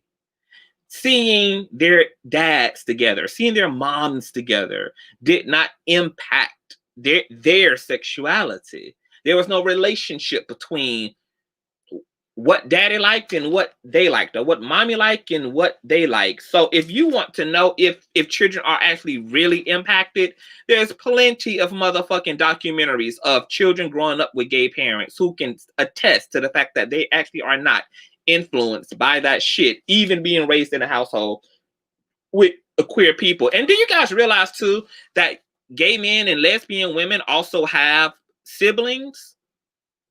we're gay but have straight siblings. If you could be influenced to be gay, then us being gay in the household should have influenced all of our siblings to be gay. You see, it's the lack of the argument itself. It just doesn't work. The influence shit just doesn't work. And real data doesn't work only here. It works everywhere. It works in both directions. Okay? If all this influence is so fucking powerful, then also with that same logic, not only should gay people be straight because we're raised in a straight society, but also the straight people who are raised up alongside us as our brothers and sisters also should be gay by that same logic. Because we can influence. Okay? Let's move along. Thirdly, okay, with that same logic, how's it? Oh, I already said that. These are my notes. Okay, lastly, young Pharaoh, he slammed. I don't even want to. Do I want to get into that? I don't even want to get into that part. I don't even get into that part because that's kind of a different situation. I was gonna be a little messy, but I ain't gonna do that. Let me see. Okay, young Pharaoh said toward the end of the panel that he prefers a man to be homosexual rather than transgendered because he can't relate. He can't relate. See, this is the right there in that statement. I prefer a man to be gay than to be trans. Oh, just a fucking narcissistic entitlement of cis hetero men. This was such a fucking misogynistic, patriarchal ass, male dominated, entitled, privileged ass statement to make. The fact that you even can allow your brain to even conceive of someone else's preference as if people in the world should walk around this motherfucker according to your personal preference. Do you know how many motherfucking racists prefer you not to be black? Do you know how many conservative blacks prefer you not to even have the dread or the locks in your hair? Do you know how many rules you're breaking by being who you are because you're not some model ass citizen? Okay, there are billions of societal standards, okay, that we either live up to or don't fucking live up to, that has us all on the losing end of the stick, depending on who the fuck you're asking. What's going on, Reckless Logic? But I just find it interesting that straight people can make these type of privileged statements like, I prefer. You can't prefer anything about another person's humanity, okay? And your orientation and your ethnicity, okay, are part of your actual humanity, okay? These are the things that at their very base shape you as a human being. Your sex, your orientation, and your ethnicity are the trinity that make up you as a human. Okay? You can't disagree with someone's humanity, which is why we have an issue with racism. You can't disagree with somebody's sex, which is why we have an issue with misogyny. Okay? You can't, those things aren't, you can't, like, this is not even a space for consideration. They're like this isn't even an area you even, like, it's not even an area to even put your brain on. When it comes to sex, orientation, and ethnicity, these things are what they are. Period. And I don't care what you write in the scriptures, it ain't gonna change that shit. I don't give a damn how much you tell somebody that you don't agree with it. It ain't gonna change the fact that they are that shit. It doesn't matter how much the person themselves don't want to be black. You're black, bitch. It don't matter how much the person doesn't want to be a man. You're a man, bitch. It doesn't matter how much the motherfucking person doesn't want to be gay. You're a gay, bitch. These things are even unchangeable to the people themselves. These are unchanging variables that are at the basis of human nature, okay? Human nature is constructed out of sex, orientation, and ethnicity, okay? All the other shit, like your religious affiliation, the culture that you're born into, aka the society you're born into, those things then inform you and condition you how to relate or not to relate to your sex, to your orientation, to your ethnicity. But those three things are unchangeable in what they are. Now, last but not least, oh baby, oh, this gonna get good, honey. I want you guys to stick around to the end of this shit. Oh yeah, it's gonna get real good. Young Pharaoh got pissed, right? Okay, because now we're gonna move into the confrontational piece. Toward the end, okay, they're talking about the trans identity. One of the lesbian panelists said, well, you might have been with a trans woman and not even known it. Honey, I don't know why she said that. Young Pharaoh damn near lost his goddamn wig, honey, and lost his wig in such a way to that particular remark, to the point where he stood up out of his seat, went over to her, leaned down, got in her face, clapping his hands, saying, what we not gonna do. She then stands up, clapping her hands like, nigga, I will beat your ass. And then there's this commotion. They break it up. They resume filming, but without young Pharaoh, who I assume at this point left. Now, I just want to harp on this statement really quick, because I think the reason why it struck a chord with young Pharaoh when she said you might have been with a trans woman and might have known it is because, for one, young Pharaoh felt away when one of his rivals, Brother Polite, who's another hotep ass nigga, ran rumors about young Pharaoh being with a trans woman in the past, and young Pharaoh did his best to clear his name about that rumor, because apparently there was some receipts that were released, but they might have been like manipulated receipts, or just like the context was out of order. But whatever the case may be, young Pharaoh, you know, felt a big way and had to combat those rumors that were put out and spun about him, and people still believe that is true.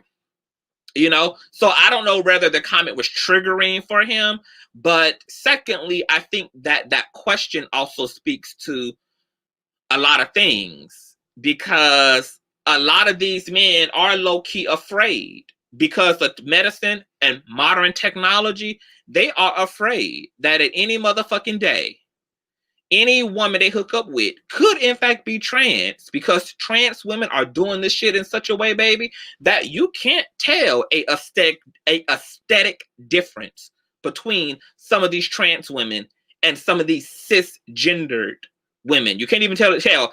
Women can't even tell the difference anymore. Especially when it comes to the trans women who have who have transitioned aesthetically and have put, you know, a lot of their money and resources into aesthetically assimilating to hyperfemininity and assimilating to woman visually. Okay, so these niggas are deaf scared.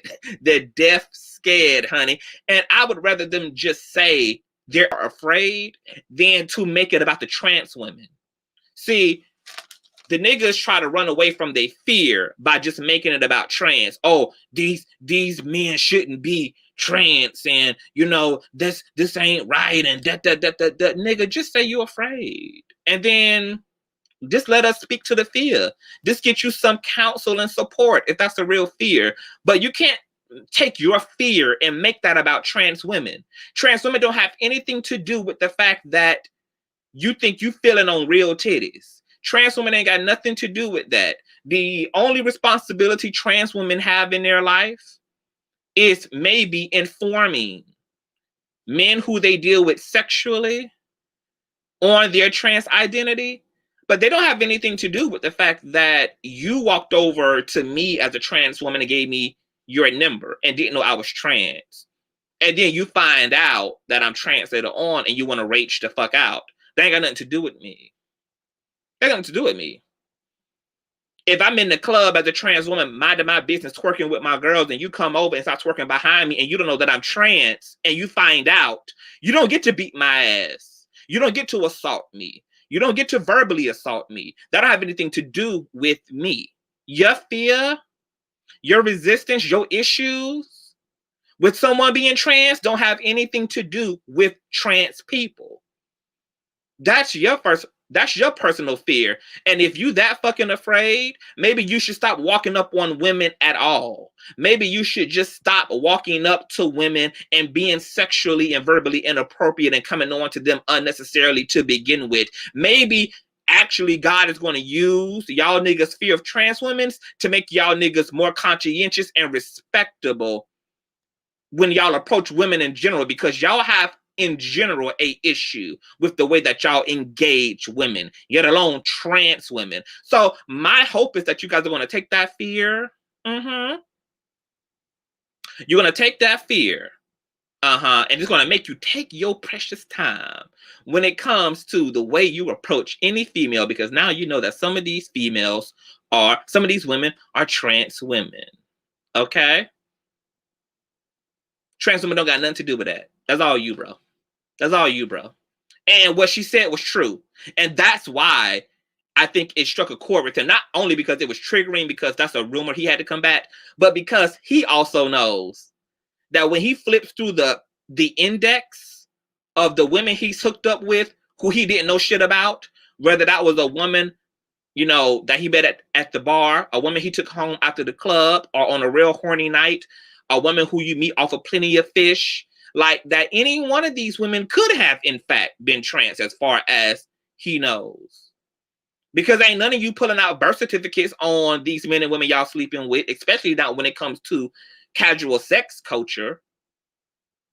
And the fact that it could be true bothered him. And I would like for young Pharaoh to just deal with what actually bothers you. What in fact does actually bother you? But what about that bothers you? Like, I want niggas to really go down the rabbit hole and really be introspective and really do the work in terms of exploring the why. What is motivating my feelings of resistance or disgust? What is it? And to take time and to unpack that so that you learn behind all of that, behind all of the things that have informed you to be defensive and resistant toward trans women or to be resistant toward LGBT people in general, all have to do with an inhumane rhetoric that has told you to define human beings based upon gender and sex and sexual orientation. As a queer male who has done his work, if I found out that I hooked up with a trans man, that wouldn't create such a response from me that I would go and kill that trans man. Because I'm a gay man. I'm attracted to biological men. If I found out that this was a trans man instead, I wouldn't kill him. I wouldn't hurt him. I don't even think that my mental would even collapse either. Because at the end of the day, yes, people have been put in certain categories, nasty categories and appropriate categories.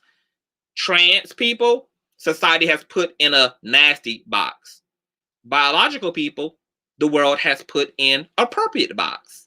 So if you find out, and if you're not attracted to trans people, and then find out you've had an experience with a trans person, and now you're freaking out, it's because you're responding to a social conditioning.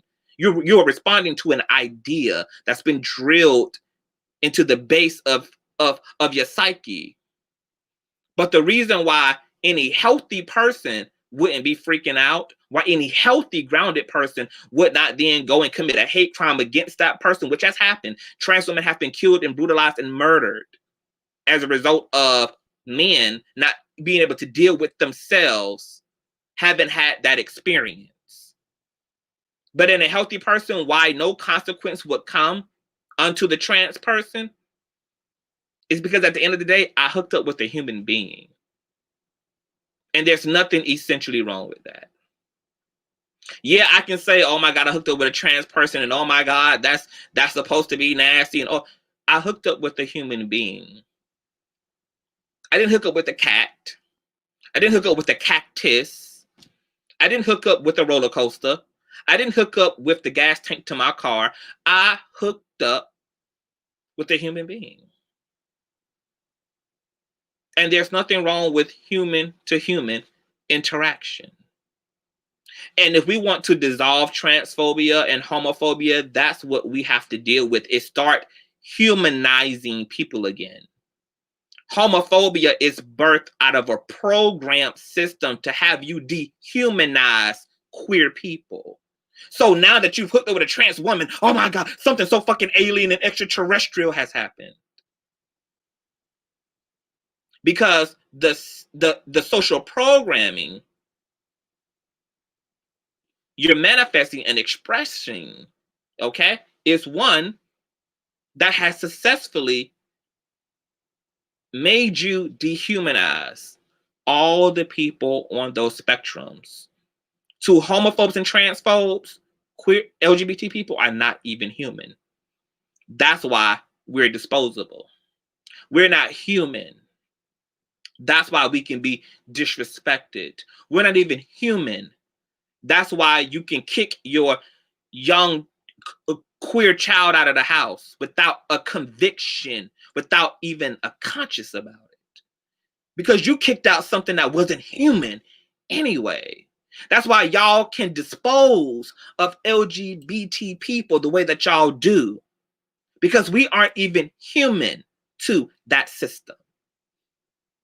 And yes, straight black men are more impacted by that programming than anybody else, which is why the consequences of black men and transphobia and homophobia are as severe and lead to murder and hate crime the way that they do.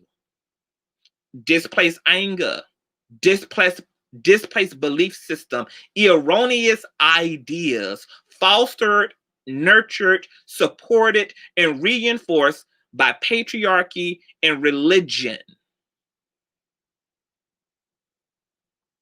We got to deal with that. Now, let's see here.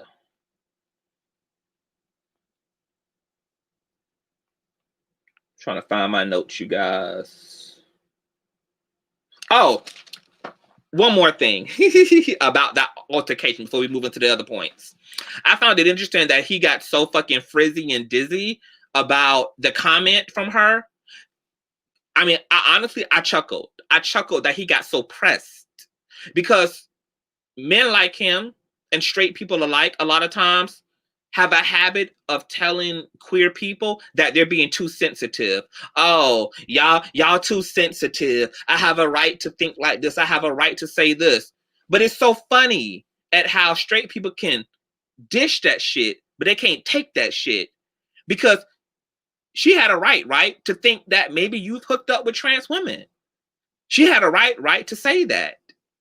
And that should not have warranted her being canceled anymore. You being able to spit all your transphobic and homophobic shit without the consequence of being canceled. I just think that it'd be so cute, because what's good for the goose don't be good for the gander when it comes to straight folk.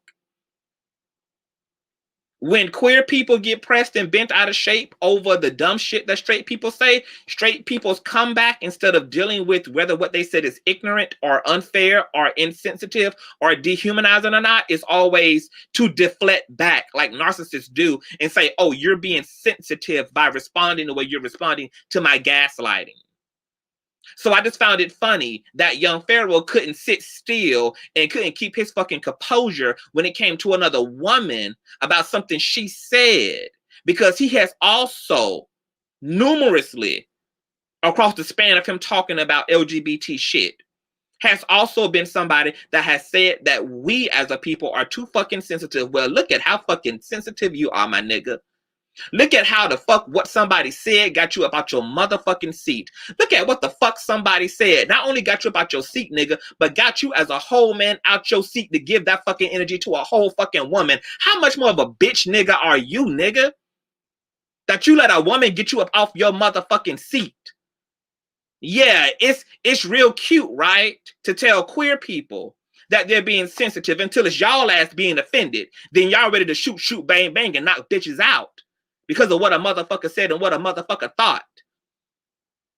Y'all motherfuckers ain't no more strong, ain't no more resilient, ain't no more enduring than we are, nigga. Y'all niggas are sensitive as fuck. Your egos are fragile as fuck. And when somebody get y'all wrong, y'all stand up for yourselves. So now that you've had that experience, young Pharaoh, now that you have had the experience of being more pressed than a goddamn space bar on a laptop due to what the fuck somebody else said, I hope that I never have to ever hear your ass ever say again that gay people are too sensitive, because when you go to say that, bitch, I'm going to play and run the tape back of you being so sensitive and getting up out your seat to get up in this damn woman's face. The next time you go to talk about queer people being sensitive about what the fuck some straight person said, I'm going to play back your fucking sensitivity. And I'm going to loop it and loop it and loop it again. Okay? So you can be humbled and be reminded of your own motherfucking sensitivity. Because, bitch, if we don't get to be sensitive and we don't get to stand up for ourselves and we don't get to shake the motherfucking table when motherfuckers come at us left, neither do y'all. Neither do y'all. And I was even surprised about all of the goddamn cognitive dissonance that your fan base suffers from, because here it is, your fan base considers themselves to be righteous. But if you look at that comment section underneath that video on Who Hurt You's platform, none of his fans, it was if the fight never happened. They blamed everything young Pharaoh did on the lesbian woman, who, might I add, was very respectful toward young Pharaoh the entire time. He just got pressed and irrationally misinterpreted what she said and then took the shit personally and then decided to get up in her motherfucking face. Young Pharaoh would have had everything to say about Polite if Polite was on camera getting motherfucking frizzy with a bitch. If Dr. Umar was on film getting frizzy with a bitch. So I find it funny that he did not condemn his own response, and neither did his followers condemn his fucking response. And a big portion of his demographic are black females. And they had nothing to say about the abuse, the intimidation, the toxic ass masculinity that was displayed in young Pharaoh getting up out of his motherfucking seat during a civilized conversation because his fucking overgrown narcissistic ass ego could not take it. And that's why I always say, honey, that just because people have platforms and have support don't mean, baby, that they have the right type of support, because oftentimes your following, when they're deaf, dumb, and deaf-toned themselves, end up enabling more bad behavior than keeping your ass accountable.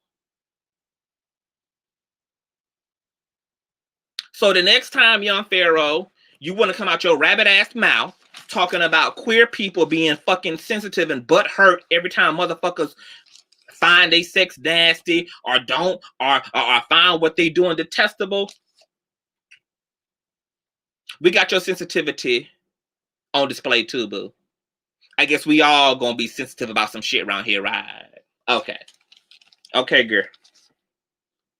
Now, young Pharaoh told the queer panelists that his ancestors are different, that their ancestors are different from his, okay? And one of the female panelists said that I already went there, scoop that. Okay, same-sex relationships have been Oh, is this a good part? Okay, yeah. So there was a point, right, when young Pharaoh said to the panelists that, you know, his ancestors are different from theirs. And I think that same lesbian panelist, this was before the shit hit the fan, said to him, well, hey, you probably have LGBT ancestors. How do you know that people in your ancestral lineage are not queer? And he was like, no, I can guarantee you that my ancestors are not y'all ancestors. Now, young Pharaoh believed that his ancestors come from Africa, that his ancestors come from various parts of Africa. So let's talk about your ancestors, okay? Because I'm going to refer to my hand-to-day notes, y'all.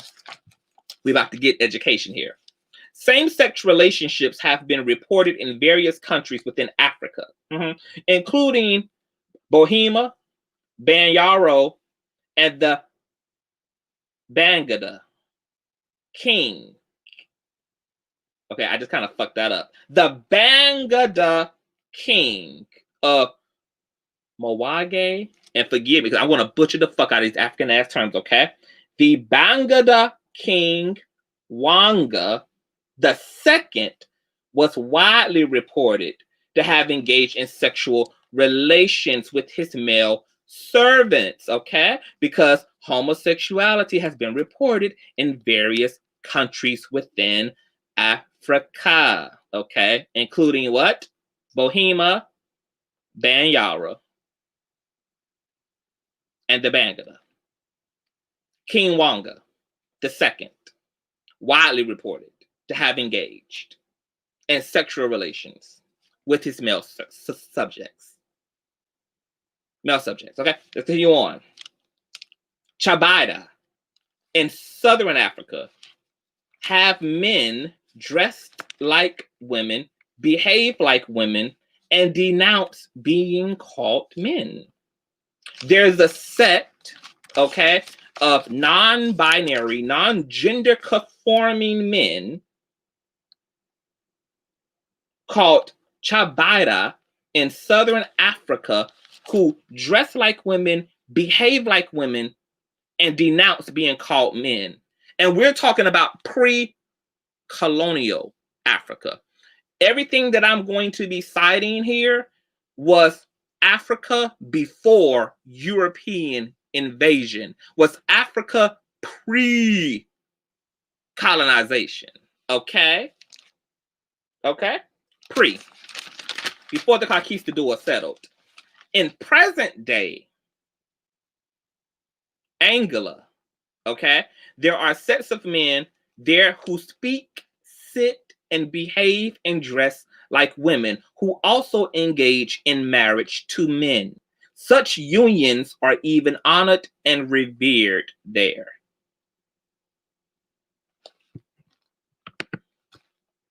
In pre-colonial Benin, homosexuality was seen as a phase that boys passed through and grew the fuck out of. Isn't that interesting? That in certain cultures within Africa, homosexuality was seen as a natural part of the maturing and puberty state that some men go through and grow out of. These people did not take homosexuality serious. It was not a threat to society. People who identified with affections for the same sex was not something that was met with visceral or violence and vitriol, okay?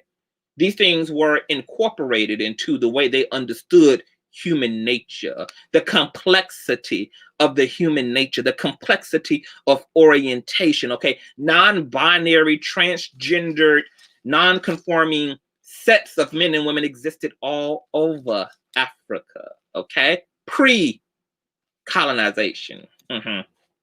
Lesbianism and lesbian marriages were accepted amongst the Nandi and the Kasi tribes of Kenya, as well as within Nigeria, Sudan, and Tanzania.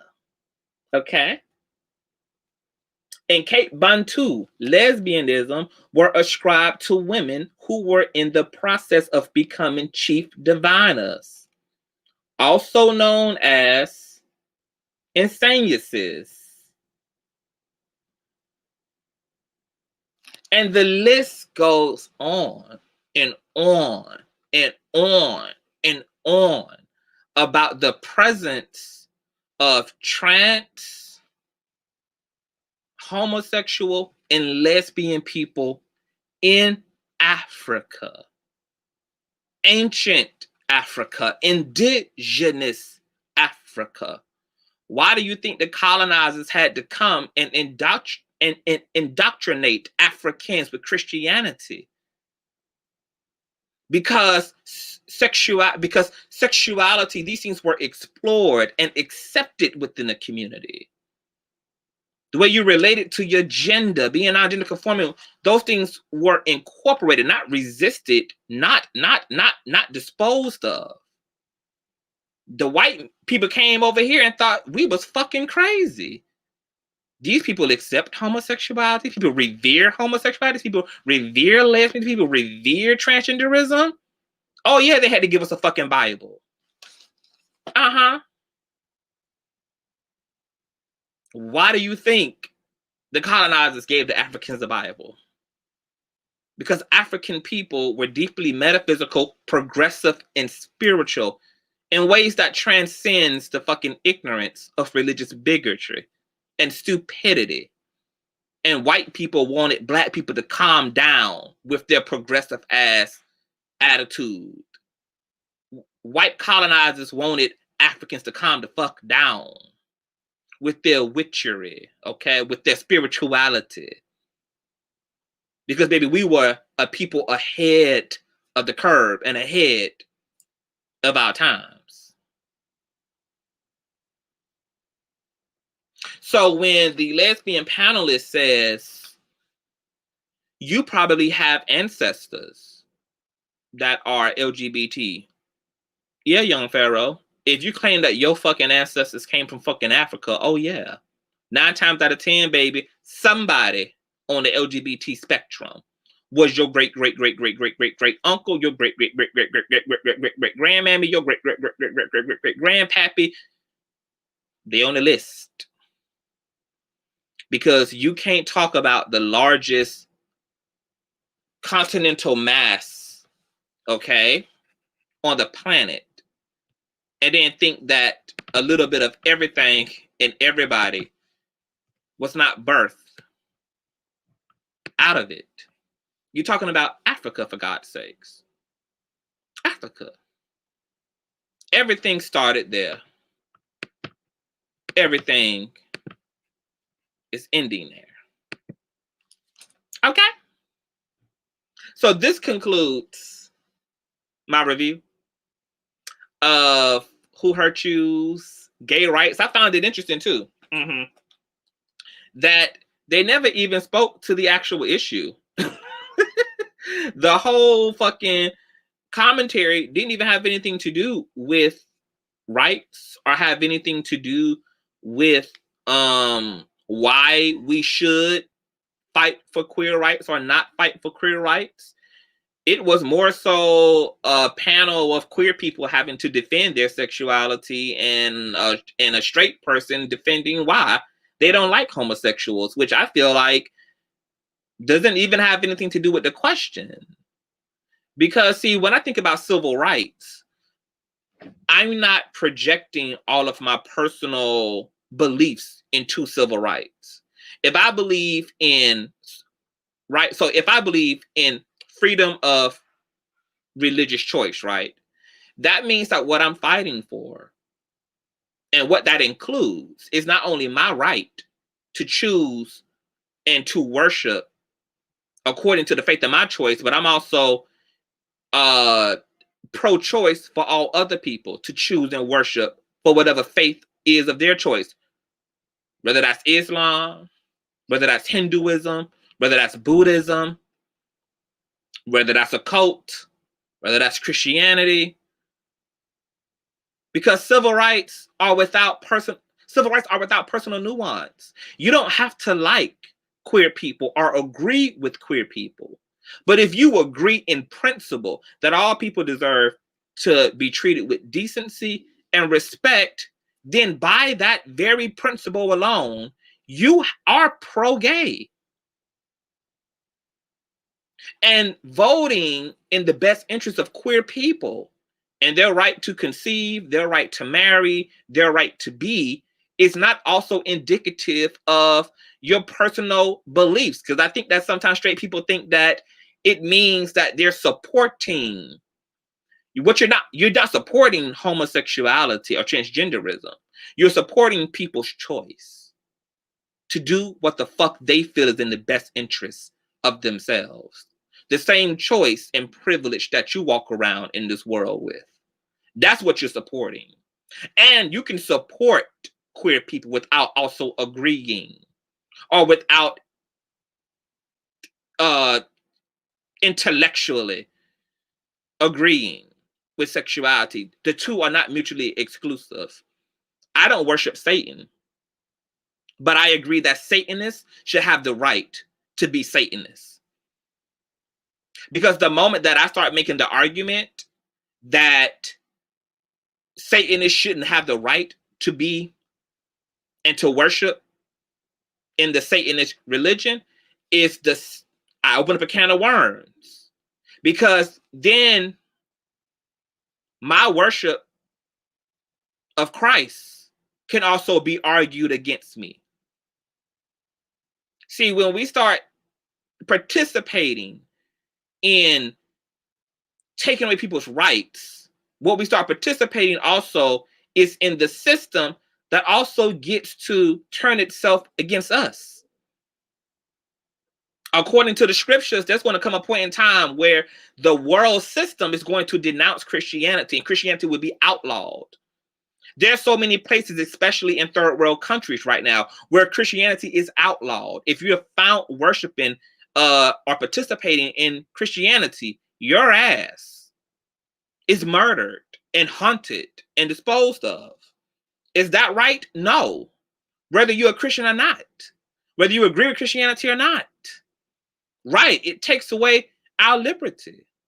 And when you take away one person, anybody's liberty, you now walk a fine line of also having your own liberty taken away from you. So when you think about these issues on a societal level, when you think about queer issues, same gender issues, trans rights, and all of that shit in terms of laws, I want you to realize that if you want to continue to believe that queer people are doing the wrong thing, or trans people are mentally ill, whatever.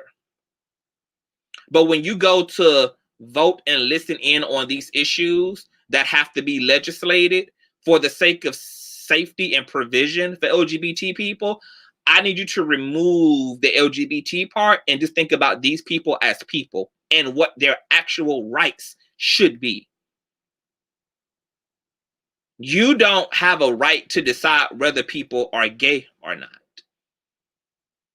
And it also shouldn't even be a debate on considering whether people not like you should also be protected and safe.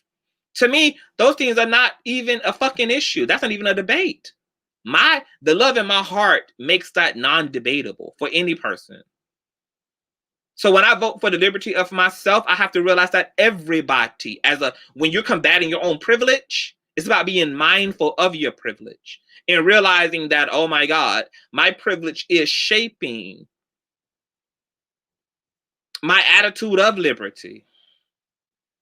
And I'm sitting here being stingy with the cootie cat, only thinking that I should have liberty, when all people should have that.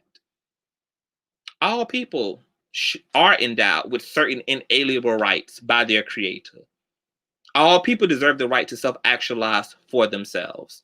All people deserve housing and decent living, and deserve respect and to be treated with dignity, whether you are poor, whether you're middle class, whether you're rich, whether you're Black, whether you're Hispanic, whether you're European, whether you're male, whether you're female, whether you're gay, whether you're straight. The vibration of love makes that very easy. So that wasn't the conversation that got had on this platform. The Black agenda or movement without its Black LGBT voice is anti-Black and white supremacist tactic. Exactly. Queer people have been integral to civil rights, which I went into in the earlier part of my commentary, talking about gay activists who were notably influential to our Black movement. And our community didn't think that we were mentally ill then. When we were organizing marches, when we were organizing rallies, when we were combating fucking racism and talking about the liberation of Black excellence, Black intelligence, and Black beauty. But when y'all don't need queer people, when y'all don't have a need for us, when y'all don't need us to do your bidding, when there's no benefit to us, then we become detestable and abominable and mentally ill. But y'all don't keep that same energy when we working for y'all best interests. Nobody called the queer founders of Black Lives Matter mentally ill. That mantra is still being shouted in the streets today. Long as we are pandering to y'all, we then are just people. We can then be seen for our works. But when we're not pandering to y'all, and we're doing things unrelated to y'all, then y'all revert back to this homophobic, transphobic rhetoric. And the Black church does the same shit. Has the audacity to have queer individuals as their what do you call the musicians? I forgot what the title is, what the technical term of it is. But y'all have queer people in there leading congregations into the Holy Spirit, using their musical gifts, okay, to elevate the presence of God within these churches, within these temples, and then have the audacity to also stand on your pulpit and denounce queer people, and to denounce them. If you want to denounce queer people, all I ask is keep it across the board. Don't have me in your fucking churches doing your bidding for you. Don't pimp out my gifts if you can't also accept my humanity. Because if you can't accept my humanity, you can't have none of me. None of me. None of me.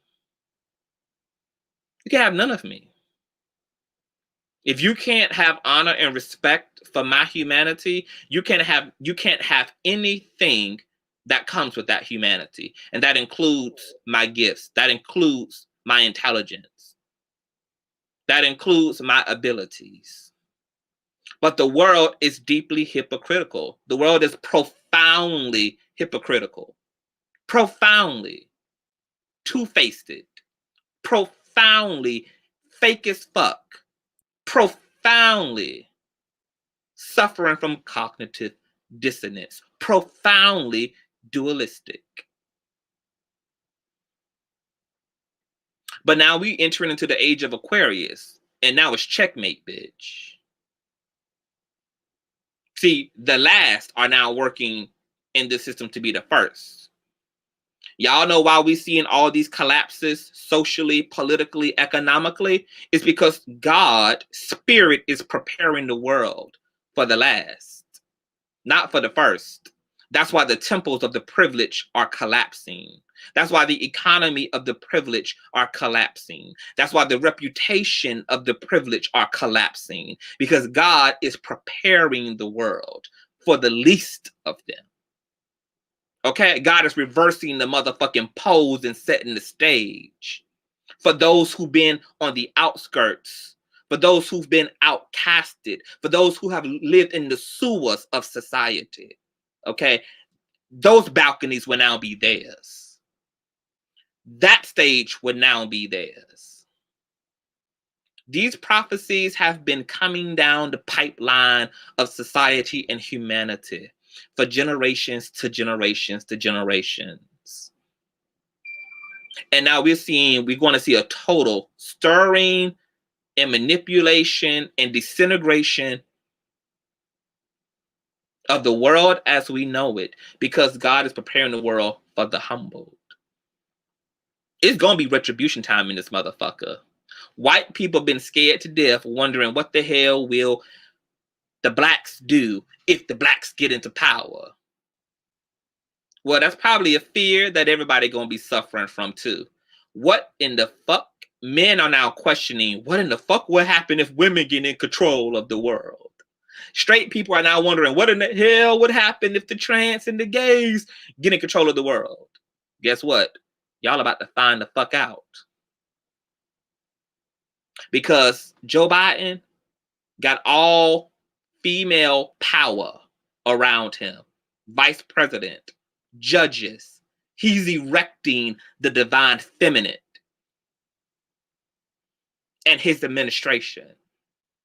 Oh, the gays, baby. Oh, the gays are coming out, right? And that shit is scary because now the gays in power. Oh, yeah. We marrying and having kids and we on your television screens. You can't stop it, baby. God is preparing the stage for the reversal of the poles. So you might as well just sit down, strap in real tight, baby. Because we in for quite a show. Y'all about to find out what the fuck the world looks like when the non-privilege finally occupies the seats of privilege in the world. Because y'all had y'all time. Y'all have had it since the beginning of time. We will have it for the rest of the time. You guys had the privilege since the beginning of time. But we gonna have the world for the remainder of its time. Is y'all ready? Y'all ready? Because I don't know if y'all ready. Some of y'all struggling to adjust to the age, baby. Because y'all seeing shit y'all ain't never seen. Y'all witnessing shit y'all ain't never witnessed. Bad and good.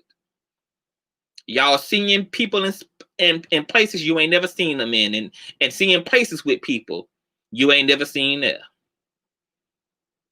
Oh, and it's gonna get good, and it's gonna get good, and it's gonna get more juicer, baby. See, the worldview of the collective is falling apart.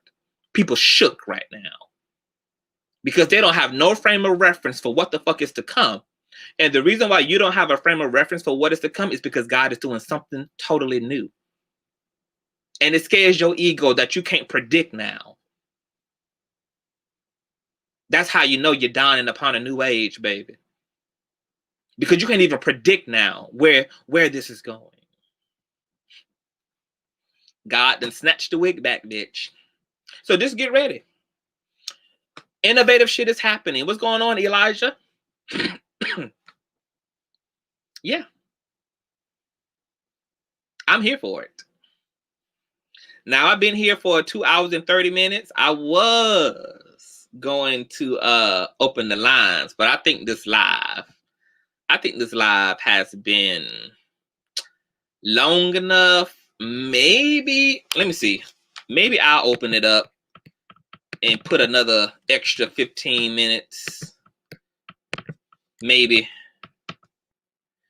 Yes, can we get 10 more likes, y'all? If you in the building, okay, you enjoying this commentary, you've been tuned in, can you please thumbs up and press a like on this video? I just put the link in, okay? For anybody who want to come on to the StreamYard and maybe speak to some of the things spoken about today, okay? How you feel about trans visibility, gay visibility? What do you think about homophobes? I mean, you can come and share your perspective. What's going on? First openly gay cabinet pick, baby. Look, I am here for it.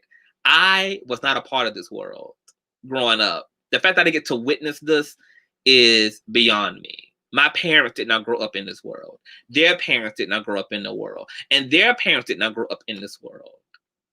I mean, it's a scary time to be alive because, right, there's a demolition happening. There's a demolition happening.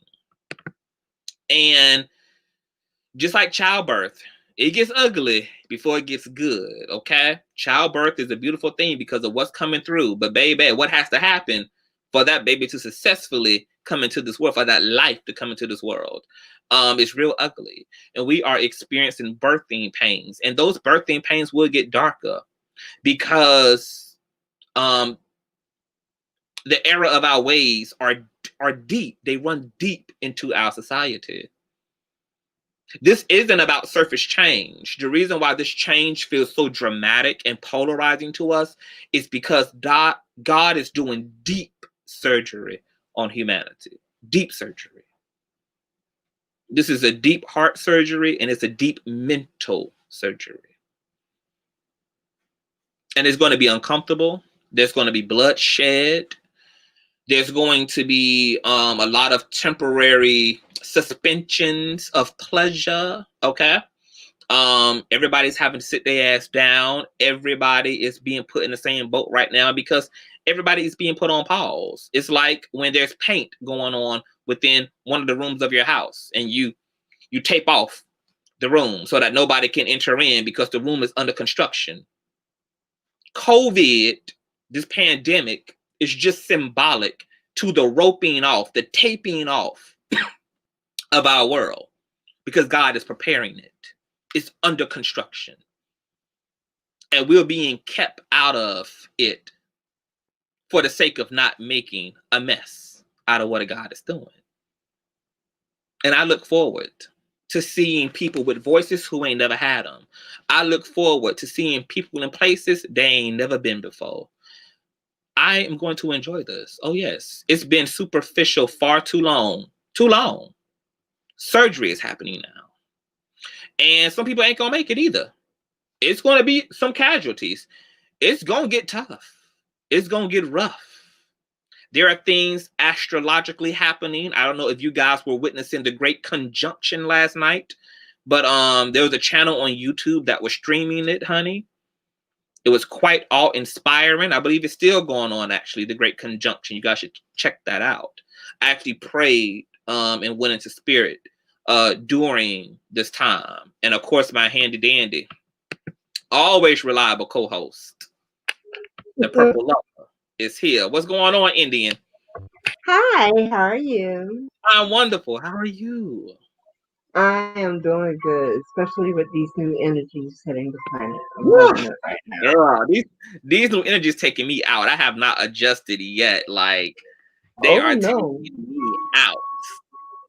With the little heart palpitations and everything going on. Yeah. Yes. I've been like, what's going? Look, I was saying earlier in the beginning of this commentary, if you are empathic or psychic, baby, you are going to be going through some changes, adjusting to this new stimuli, because it is a lot. I have been dealing with what has felt like heart palpitations, just a weirdness in my chest. I've just been dealing with a lot of fatigue. And I don't know about you, but I've been dealing with it long before all of this announcement went on. This has been going on with me since about, I would probably say around November. Well, you prosthetic, so of course you were going to, you were going to feel it before anybody else was going to feel it. Yeah, the prosthetic people always do. Yeah, because I was actually warning people years and years ago, prepare now because the changes are coming. Yes. And it's upon us now. And like I said, you know, I don't always have to agree with you to love you. Yes. There's going to be things about you, as much as I love you, I'm not going to agree with you. Just like with the rest of my family and everybody else. But I don't have to agree with you to protect your rights, to defend you. Because just like I don't agree with the KKK either, but I will defend their right to have their freedom of speech. Why? Because the minute I don't allow them to have theirs, I'm saying it's okay for them to take mine. Yeah. Why do you think people struggle so much with that? Like, why people always project their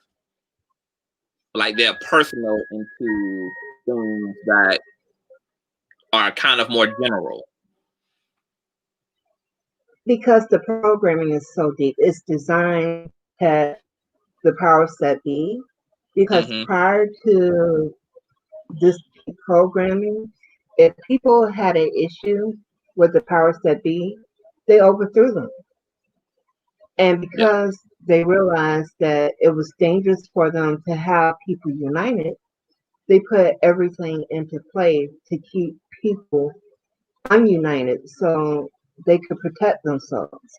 Because even today, those who are responsible for this quote unquote matrix that we're seeing today have made statements. If the population knew what we were doing, they would take us out in the streets and kill us. So they feel it's a real threat, and it really is, because when you do dirt to somebody, you have to also be willing to receive it back.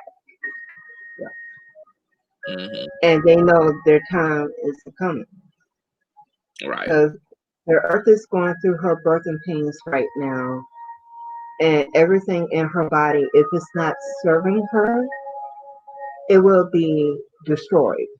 Just like when your body has an infection, once it identifies its enemies, it's doing everything it can to take it out to maintain your health. The earth is going through the same thing, despite what the quote unquote infections want to do to it. It still is going to preserve itself at all costs. Yeah.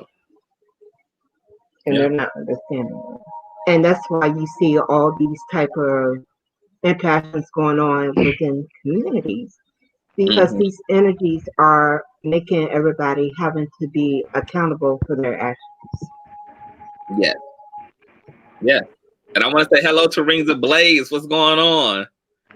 Hello, how are you doing? I am doing wonderful. How are you? I'm doing all right. I just have to say that I disagree with the whole I can disagree with your existence and still love you. Like, it's not possible. You cannot disagree with me being alive and say that you can fight with me if you don't accept that I'm here.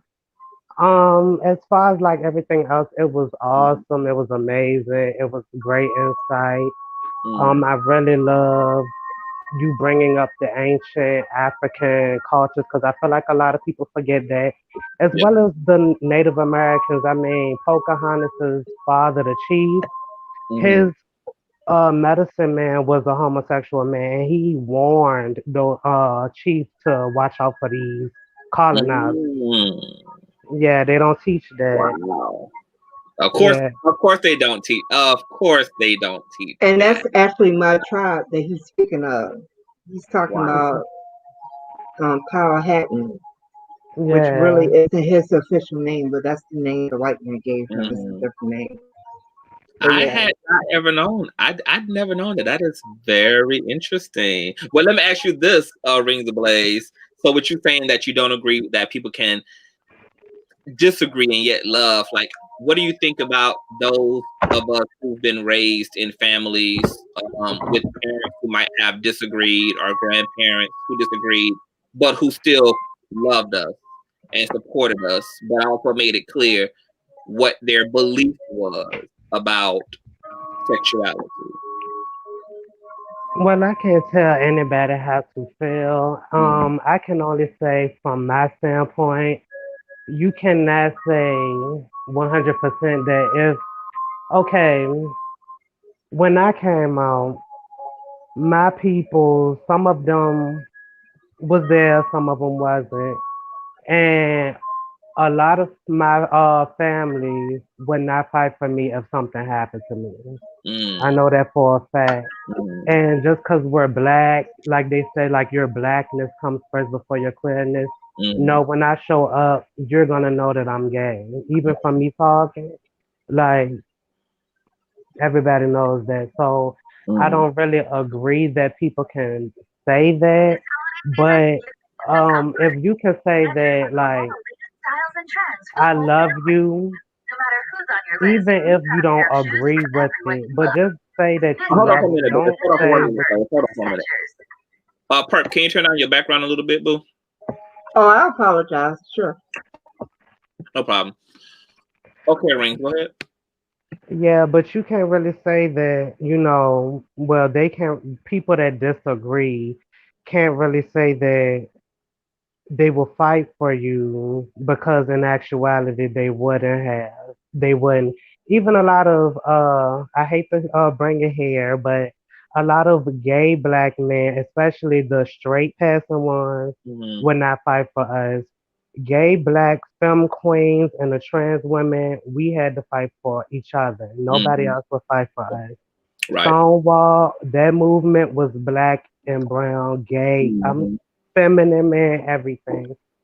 So when people say, well, if you don't agree with it, then go out here and show us that you care about us, because we're still, even now, we're still recovering from the HIV and AIDS pandemic. We're still recovering from that. Nobody will speak on us about that. Mhm. So I just don't get the whole agreeing and disagreeing. Like, I exist, I'm here. You can't agree or disagree with it because I'm here. Mhm. Mhm. Right. Right. Because I'm here. Wow. So I'm gonna ask you both. Looking back on some of the commentary, do y'all also like? How do y'all feel about the whole notion that children can be influenced? Like, what is y'all attitude about that? I guess I'll go first. Mhm. um, I feel like, well, I watched everything that I've watched Mhm. from being a child on up. Everything was heterosexual, heteronormative. I've Mhm. never seen myself plastered on the screen. The only time I ever seen myself was in Noah's Ark, and that was when I Mhm. turned 17, 18. Mhm. And I don't think that you seeing a gay person is going to make you gay. Just like straight seeing Snow White getting kissed by the prince did not make me straight. So Yeah. Yeah. And that's just personally, for you. mhm. To be honest with you, I think that children should not be exposed Here you to go. Here you go. images that are not appropriate for their age. There's been a lot of over sexualizing of children, period. And that has nothing to do with the gay community. That's what programming as a whole I have a problem with, because they're putting out images that are having long term mental health effects on children from seeing things that they were not ready to be exposed to. And they're purposely doing it younger and younger. And we haven't seen the immediate effects so far, the long term effects that being exposed to all these things are going to have on kids, but it's going to come down the road, because certain things need to be kept away for a certain time to protect Okay, children. Children but you should gotta go have to into, maintain their innocence. but you kind of gotta So, go into a little bit of a detail for me, because like you're talking real okay. a general. So what are certain things you feel should be? Well, I'm gonna give an example. If for whoever the demographic is for Aladdin is, would you have an issue with there being a Aladdin in Kevin instead of a Aladdin in Jasmine? No, I just certain imagery, period, needs to not be exposed to kids. It has nothing to do with whether it's the same sex or heterosexual at all. It's just that it has been shown children who are exposed to sex too soon wind up having mental health issues later.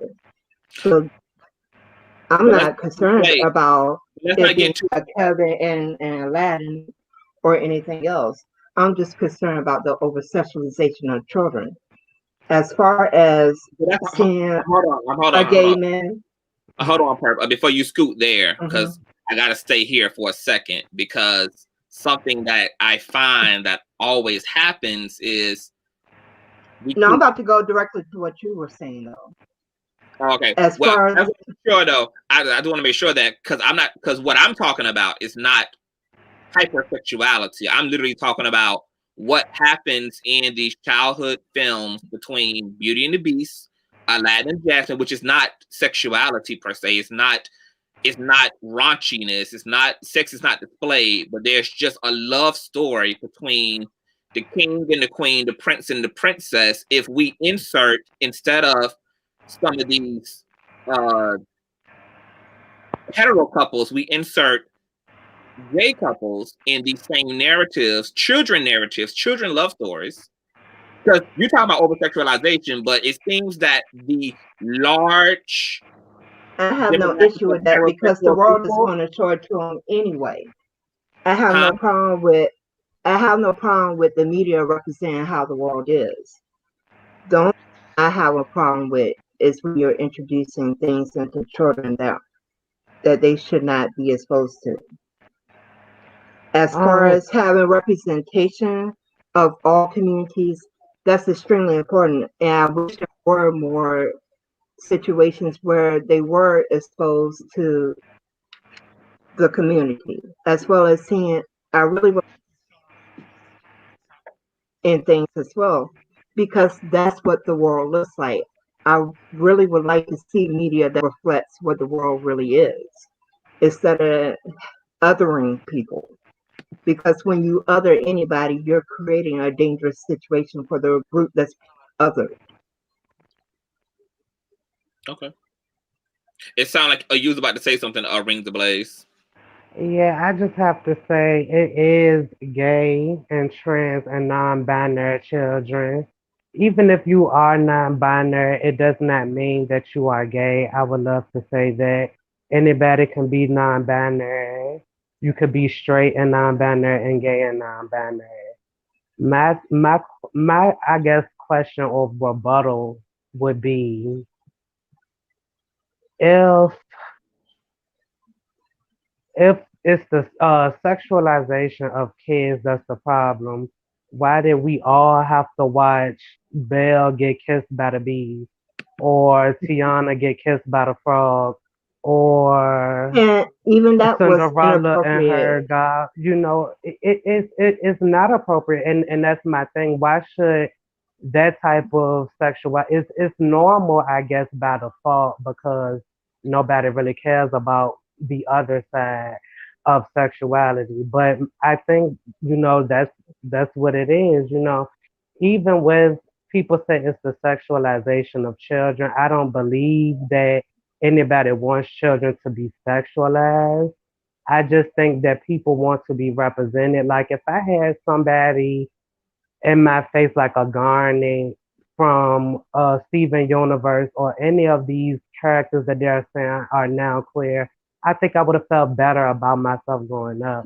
And that's just something that we didn't have growing up. Only these children today might have a semblance of chance of feeling like they belong. We That, didn't. We didn't get that. but that's why I'm saying it needs to be represented across the board. I don't ever want any child to feel like that, well, because I'm not seeing a representation on me that I don't fit in. I think that needs to occur because that's the real world. And like I always taught my sister, when she was concerned about my daughter hearing profanity, I told her I don't mind my daughter hearing profanity because when she goes out in public, nobody's going to have a PG rating conversation around her. And that was part of my responsibility as her mother to prepare her for those things.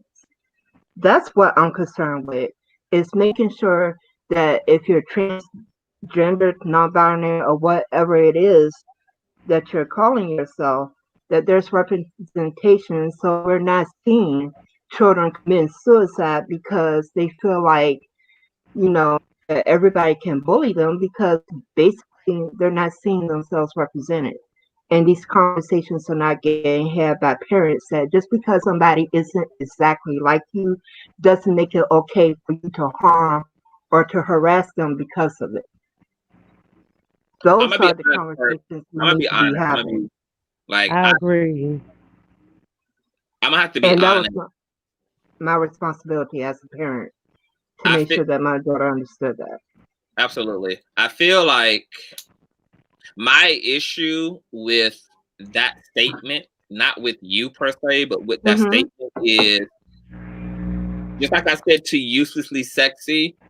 These arguments didn't get had until the people who straight people didn't want to see in cartoons started showing up in media, which are LGBT people.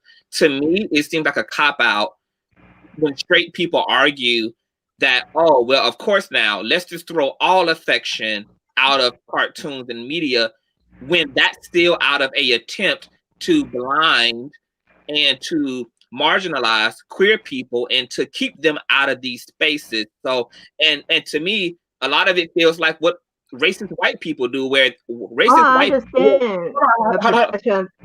hold on. I'm gonna let you get it off, girl. I'm gonna let you get it off.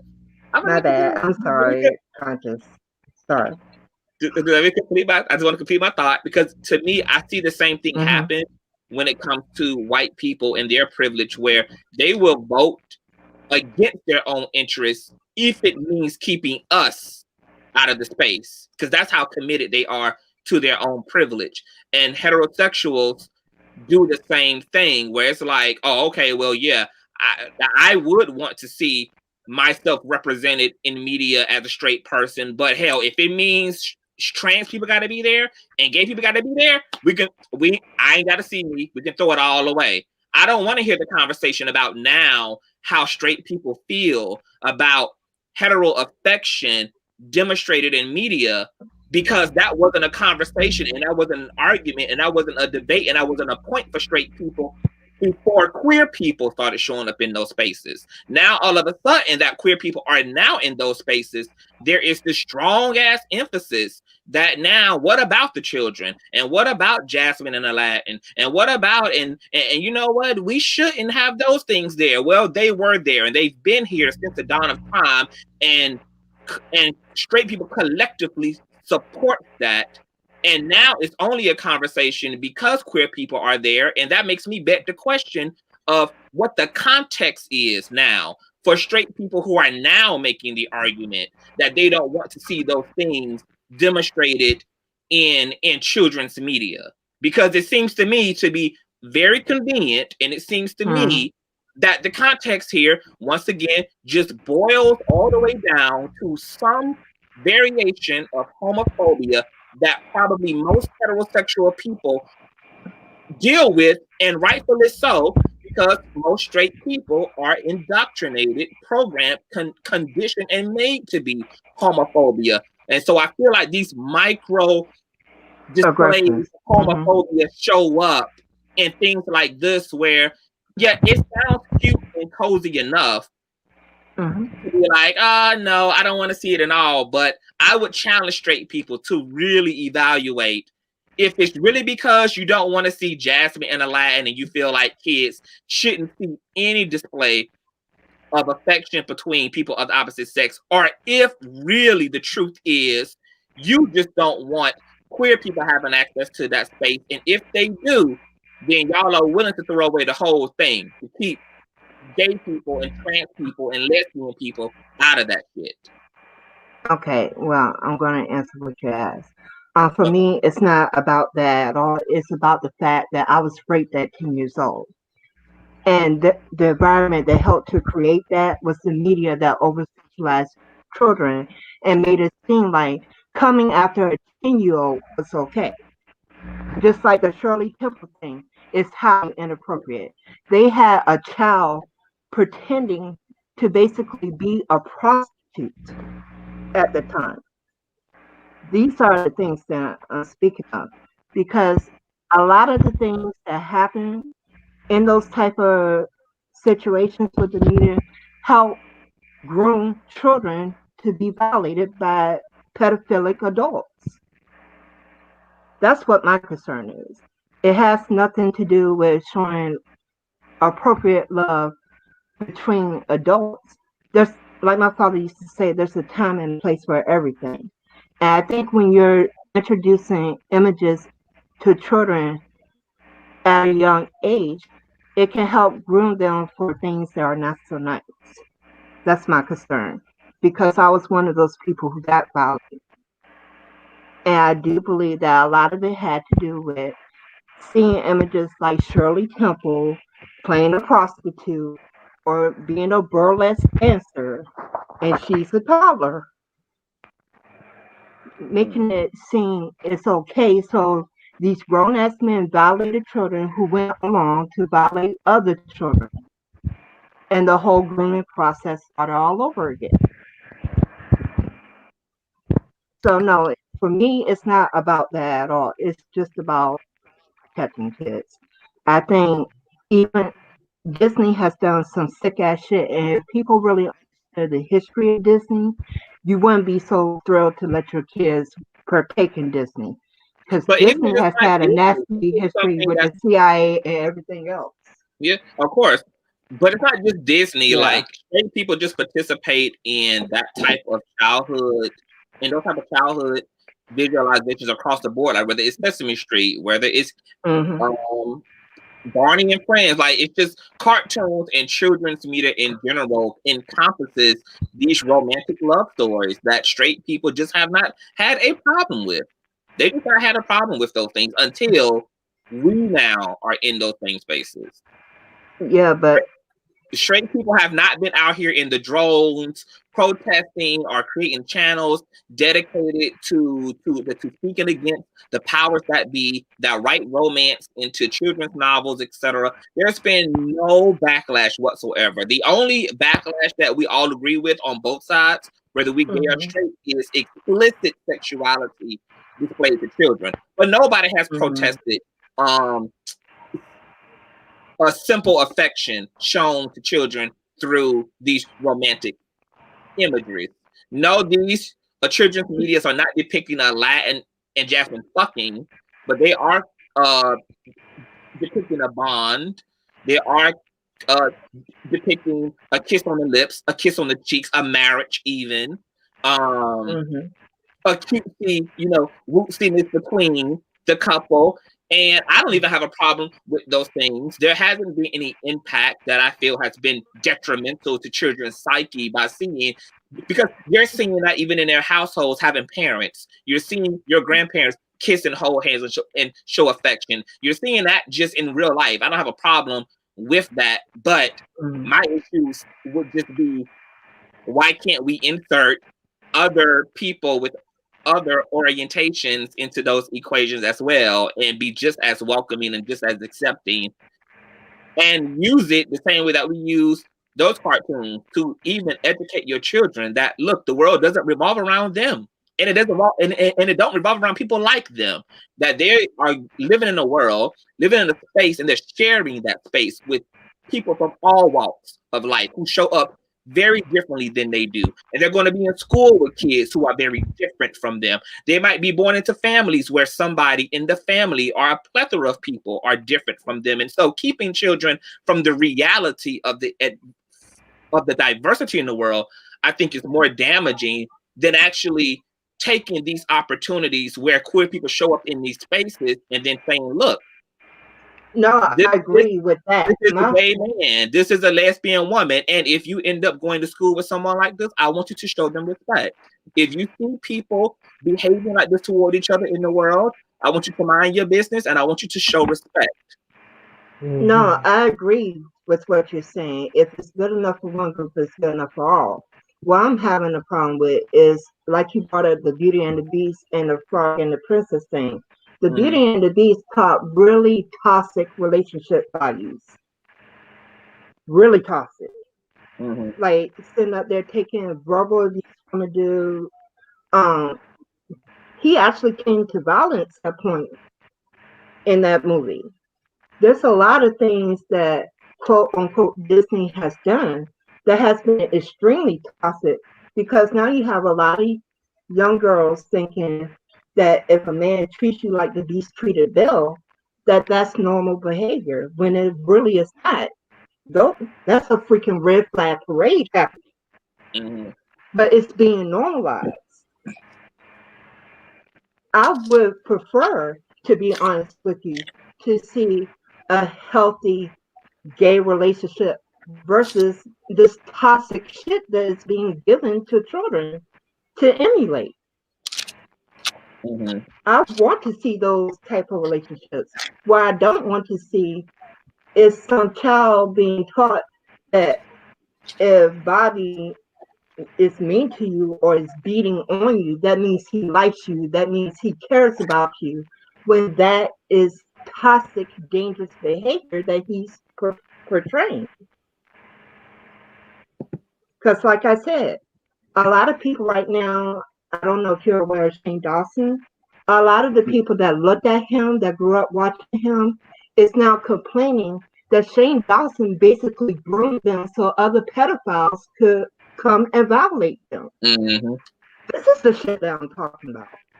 That's the type of stuff that I'm not okay with, because I had grown men to tell me that basically I asked to be raped at 10 years old, that I could seduce a grown ass person. That's the shit that's concerning me. And a lot of this shit has to do with Disney. Disney has put out these images that made people think that toxic behavior is okay, when it is not. And just like you brought up the Beauty and the Beast, the Princess and the Frog, we can go down countless movies. One movie that was seen banned, a South movie about slavery, where they were condoning slavery at one point. Mm-hmm. This is the thing that I have a problem with. I have no problem. Like I said, if it's in the world, then people should be able to actually look at media that reflects them. It shouldn't be a dominant group is able to see a reflection, and everybody else just gotta kick rocks. That's not okay with me. Because, like I said, I have a problem with you being othered. I have a problem with transgenders being othered, because as long as I am permitting somebody to be othered in my community, I'm saying it's okay for you to come for all of us. Right. And it should never be okay to come for none of us, period. No matter what you decide to do in your bedroom, no matter how you decide to present yourself, the fact that you exist alone should be enough for you to be respected as a human being and left the hell alone. Right. No, I agree with that. Before we wrap up, I want to ask y'all about one more thing that came up in this discussion. The issue of trans women and trans men competing in competing in sports in general against the sex they identify as. What are y'all thoughts about that? Do y'all think that trans women should compete against cis women? Do y'all think trans men should compete against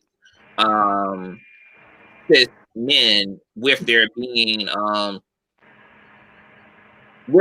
data to suggest that there are unfair advantages that take place in these competitions? So what are y'all thoughts about that? I think it was like you said, it should be kept to a separate group just so everybody feels seen, because that's trying to be a part of another group that has an unfair advantage, then it kind of robs other people of their voice. And since I have been voiceless, I'm always erring on the side of making sure everybody has their voice heard and everybody has an opportunity to be recognized. Okay. And you, Ring the Blaze? What are your thoughts?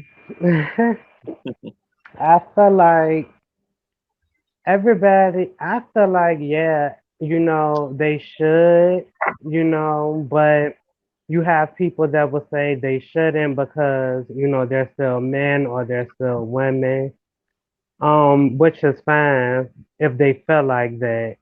But my thing is when we start, doing that, like somebody said we should have, I've been in this discussion so many times. Somebody said that we should have a trans type of athletic company going on. And what I tell people is, do you really think that that's going to get a lot of attention? It really isn't.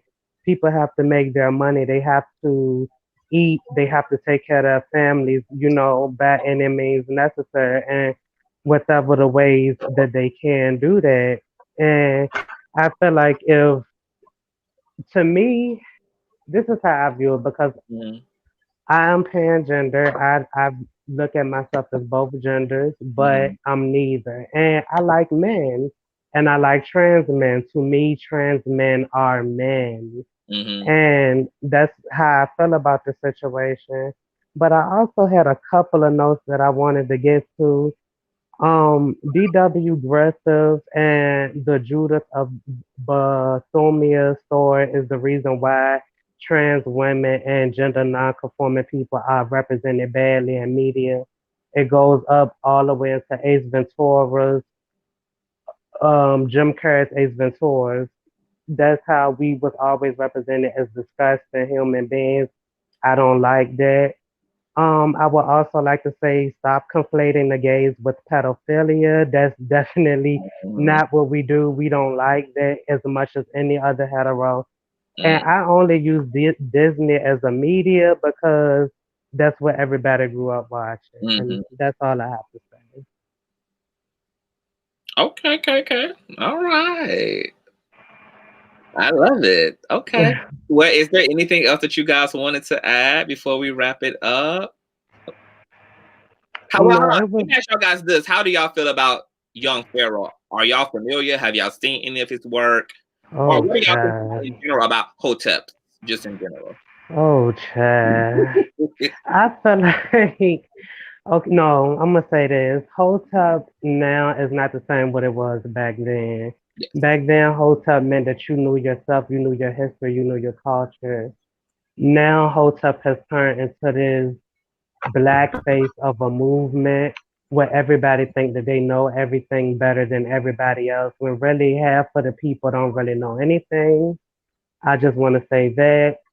But I've had a chance of running into young Pharaoh. He's not in, like, this just be on one for no reason. Like, especially, like, you didn't know. You don't know. Like, you don't know if you talk to a trans woman or not. Like, a lot of trans people are quote unquote passable.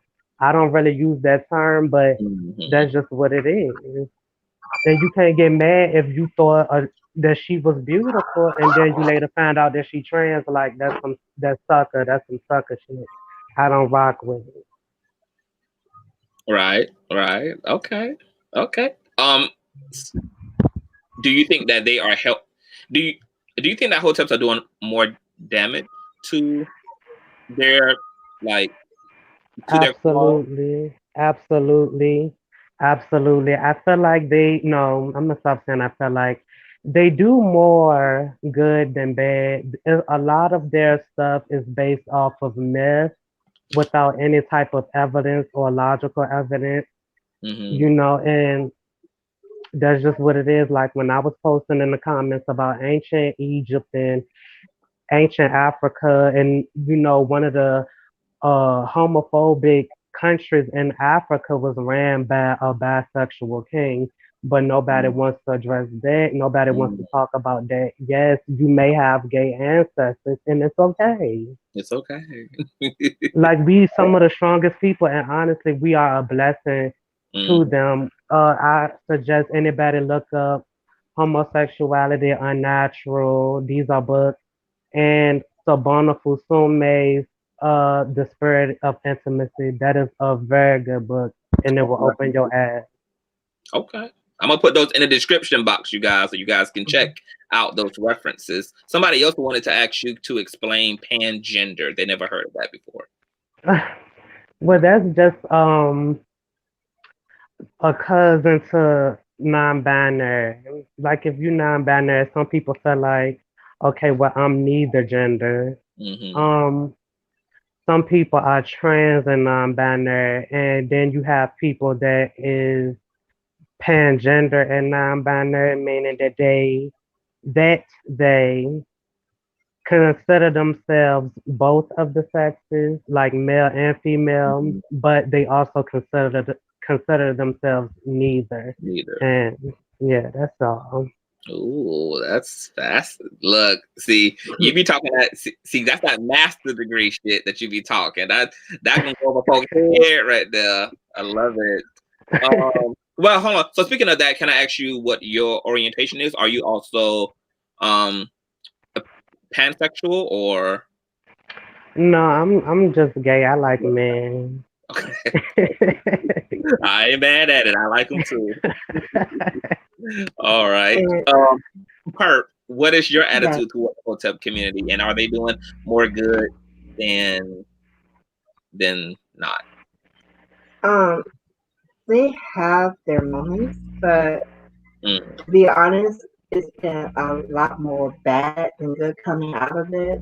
There's been a lot of situations where people have been defrauded and misled by people in that community. Because I have listened to Young Pharaoh, and I have listened to people like Brother Polite and all those type of things. I used to look at Saw Natter, and because I always like hearing different debates and different thoughts and things. So I would listen to them. And a lot of the mess that came out of that community is, again, not healthy things that should be emulated. You shouldn't have a business and then have reputable practices along with it. And that seems to happen a lot from that community. So even though I would want to say they have done a lot of positive things, I have seen way more negative, unfortunately, coming out of it. Is And there I used to like Go ahead. I used to like Young Pharaoh, but there's a lot of stuff that is not my cup of tea. I haven't really looked at him in a long time because I was like, I'll just agree to disagree with you and go my way on this one. Yes. Is there anybody right now who y'all do feel is really like doing it right, and who y'all feel is really good for the culture right now? Besides the consciously, to be honest, I don't know. It's hard. I like T Noir. Hold on. Did you mention consciously? Yeah. I need to interview him. Like, how did you get this way? How did you, like, who gave birth to you? Like I need to understand, like, how he came out so fucking awesome. But go ahead. Thank you. I think you're awesome too, for real. My mother, I would say that she gave me very much self-awareness. She always made sure that I knew who I was. Even to this day, like, all of a sudden, everybody is shocked to believe that the ancient Egyptians were black. I knew that they were black for a long time, even with the influence of media, but I knew that they were black. I love him. I love Consciously. I found him. I think I was on Facebook one day, and one of his videos popped up, and I've been following him ever since. Okay, because I found him in I think that Hope Giselle, she's another trans woman. She had I love her. I love her too. She had interviewed him on her platform, and that was my first time being exposed to him. So I've been following him for like 3 months now, and I just get my life. I'm just like, he gives me hope for black cis hetero men. I'm just like, brother, this need to be like. It's so funny seeing men like him kind of at the bottom, and then seeing who is at the top, because it's just like, ugh. Like, if I could just swap out some people, I think he's just really amazing. And I really like to take my hat off to cis hetero black men who really do the work, because I understand what it takes to do that damn work and to get to a place where you can be accepting and inclusive and kind of have that worldview. I don't think that that's easy for black cis hetero men who are being bombarded by racism, anti-blackness, misogyny, male privilege, and have to unpack and dismantle all of that shit to get to the reality of what it really means to be a human.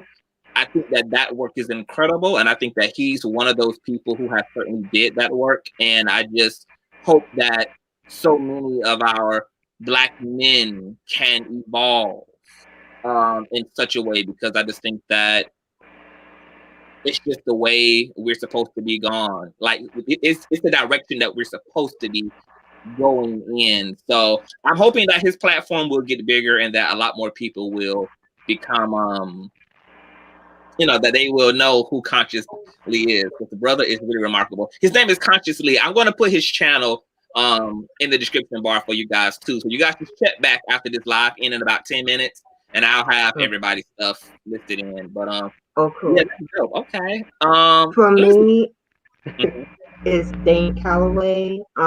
He does a lot of research about the slave narrative and telling people, instead of believing what you were taught in school, really do your own research for yourself. And he's always presenting different information. And I love his saying, "I'm just here to make you think." So he gives you the information and lets you come to your own conclusions. And he used primary sources, which is what I like. He actually goes physically to places and research the data that he's getting, and he's invested a lot of money into, doing the research. Okay. So, yeah. Love that. Okay. All right. Well, if that's it, that is it. I really appreciate and thank you all for coming through. And thank you for having me as always. We were here for a while, honey. It's been like 3 hours, but we made it. Yeah. We made it across the finish line. But I love you guys, and I just thank you for participating and supporting the platform. And I know that and this nice meeting you on Raisin. Huh? I was telling the gentleman the person on the panel with us, nice meeting that person. Oh, it's nice meeting you too. Thank you. King Blaze. King Blaze, how the fuck did you even find my platform? This is my first time seeing you. I don't know. For real, I don't know. I think I subscribed to your channel, and I had seen that you was live, so I said, let me go and see what you talking about. Let me see. And I loved it. I'm gonna stay here. Yeah, you stay here. You're gonna become a regular residency on the Conscious Kingdom platform. Okay. All right. Well, thank you so much. And I'm wishing you all a blessed Merry Christmas and Happy New Year's. I know it's a lot going on in the world, but I said same to you, all of you. All right. And love you as always, Conscious. Yes, love you, Purple Lava. And I hope to see you again, King Blaze. All right, I love you guys. All right. All right. Bye-bye. All right. Bye-bye. Well, you guys heard it there, you guys. This has been quite an extensive show. Someone said young Pharaoh when I asked the question of who do we feel is doing a great job. To be honest, I have my objections to things that young Pharaoh teaches and preach, but for the most part, he's doing a work that a lot of other people aren't. And so I appreciate his tenacity and I appreciate his presence. I think that he's necessary. I think that they're all necessary. When I really think about leaders, or I think about leadership, and I think about the people who've been influential to society, I can't say that there's any one person who I've always agreed with across the board. So I don't think it's really possible to necessarily co-sign everything that someone believes, even if it is somebody who influences you and inspires you. I love Beyonce, but I definitely don't care for all of her records. I love her as a talent. I definitely don't care for all of her performances, but nonetheless, she's still a badass bitch. So same thing with young Pharaoh. I think he has some evolving to do, but he's good where he's good at. And I just hope that we continue to have these conversations and that these men inspire more of our people to have these conversations and to show up in community building. And let's hammer out our fucking political and social and religious differences, and let's figure out innovative and creative ways to come together and to be together and to be providers to one another. And I'm really inspired by this time frame that we're in, as aggravating and annoying and wild as everything is right now, because everything is a mess. But once again, God is doing a demolition right now, so I expect it to be a mess. And I don't expect that mess to be over overnight, because anything worth having is worth waiting for. Anything worth having is worth fighting for. So I'm not really sure how long of a period the demolition period will be, but I do know that the issues are across the board and the issues run very fucking deep. And I'm here for the long haul. So, I don't have an expectation of when this time period will expire, but I hope that it inspires us all to really get in touch with ourselves, mind, body, and soul, and to figure out what we can bring to this world aside from another headache. This is really the time to really come into yourself. If you are a healer, this is really the time to come into yourself. If you are an educator, this is the time to really come into yourself. If you are an artist, this is really the time where we as a people are going to be really optimal in terms of helping to bring about a new vision and to give society a clarity about what is and what's to be. So stay in peace, stay in faith, do your work, okay? Know that spirit is with you always. I am going to fill out the description box tonight. Oh, and thank you to all of my donators.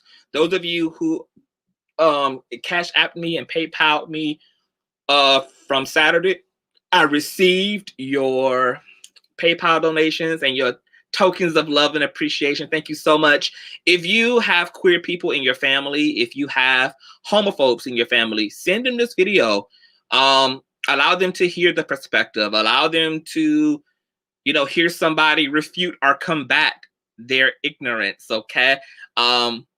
It could change their life. It could change their mind. Sometimes people don't know better until they know better. Sometimes people really be thinking they be talking some real shit until a real motherfucker start talking some real shit and they realize, oh, feel very flat.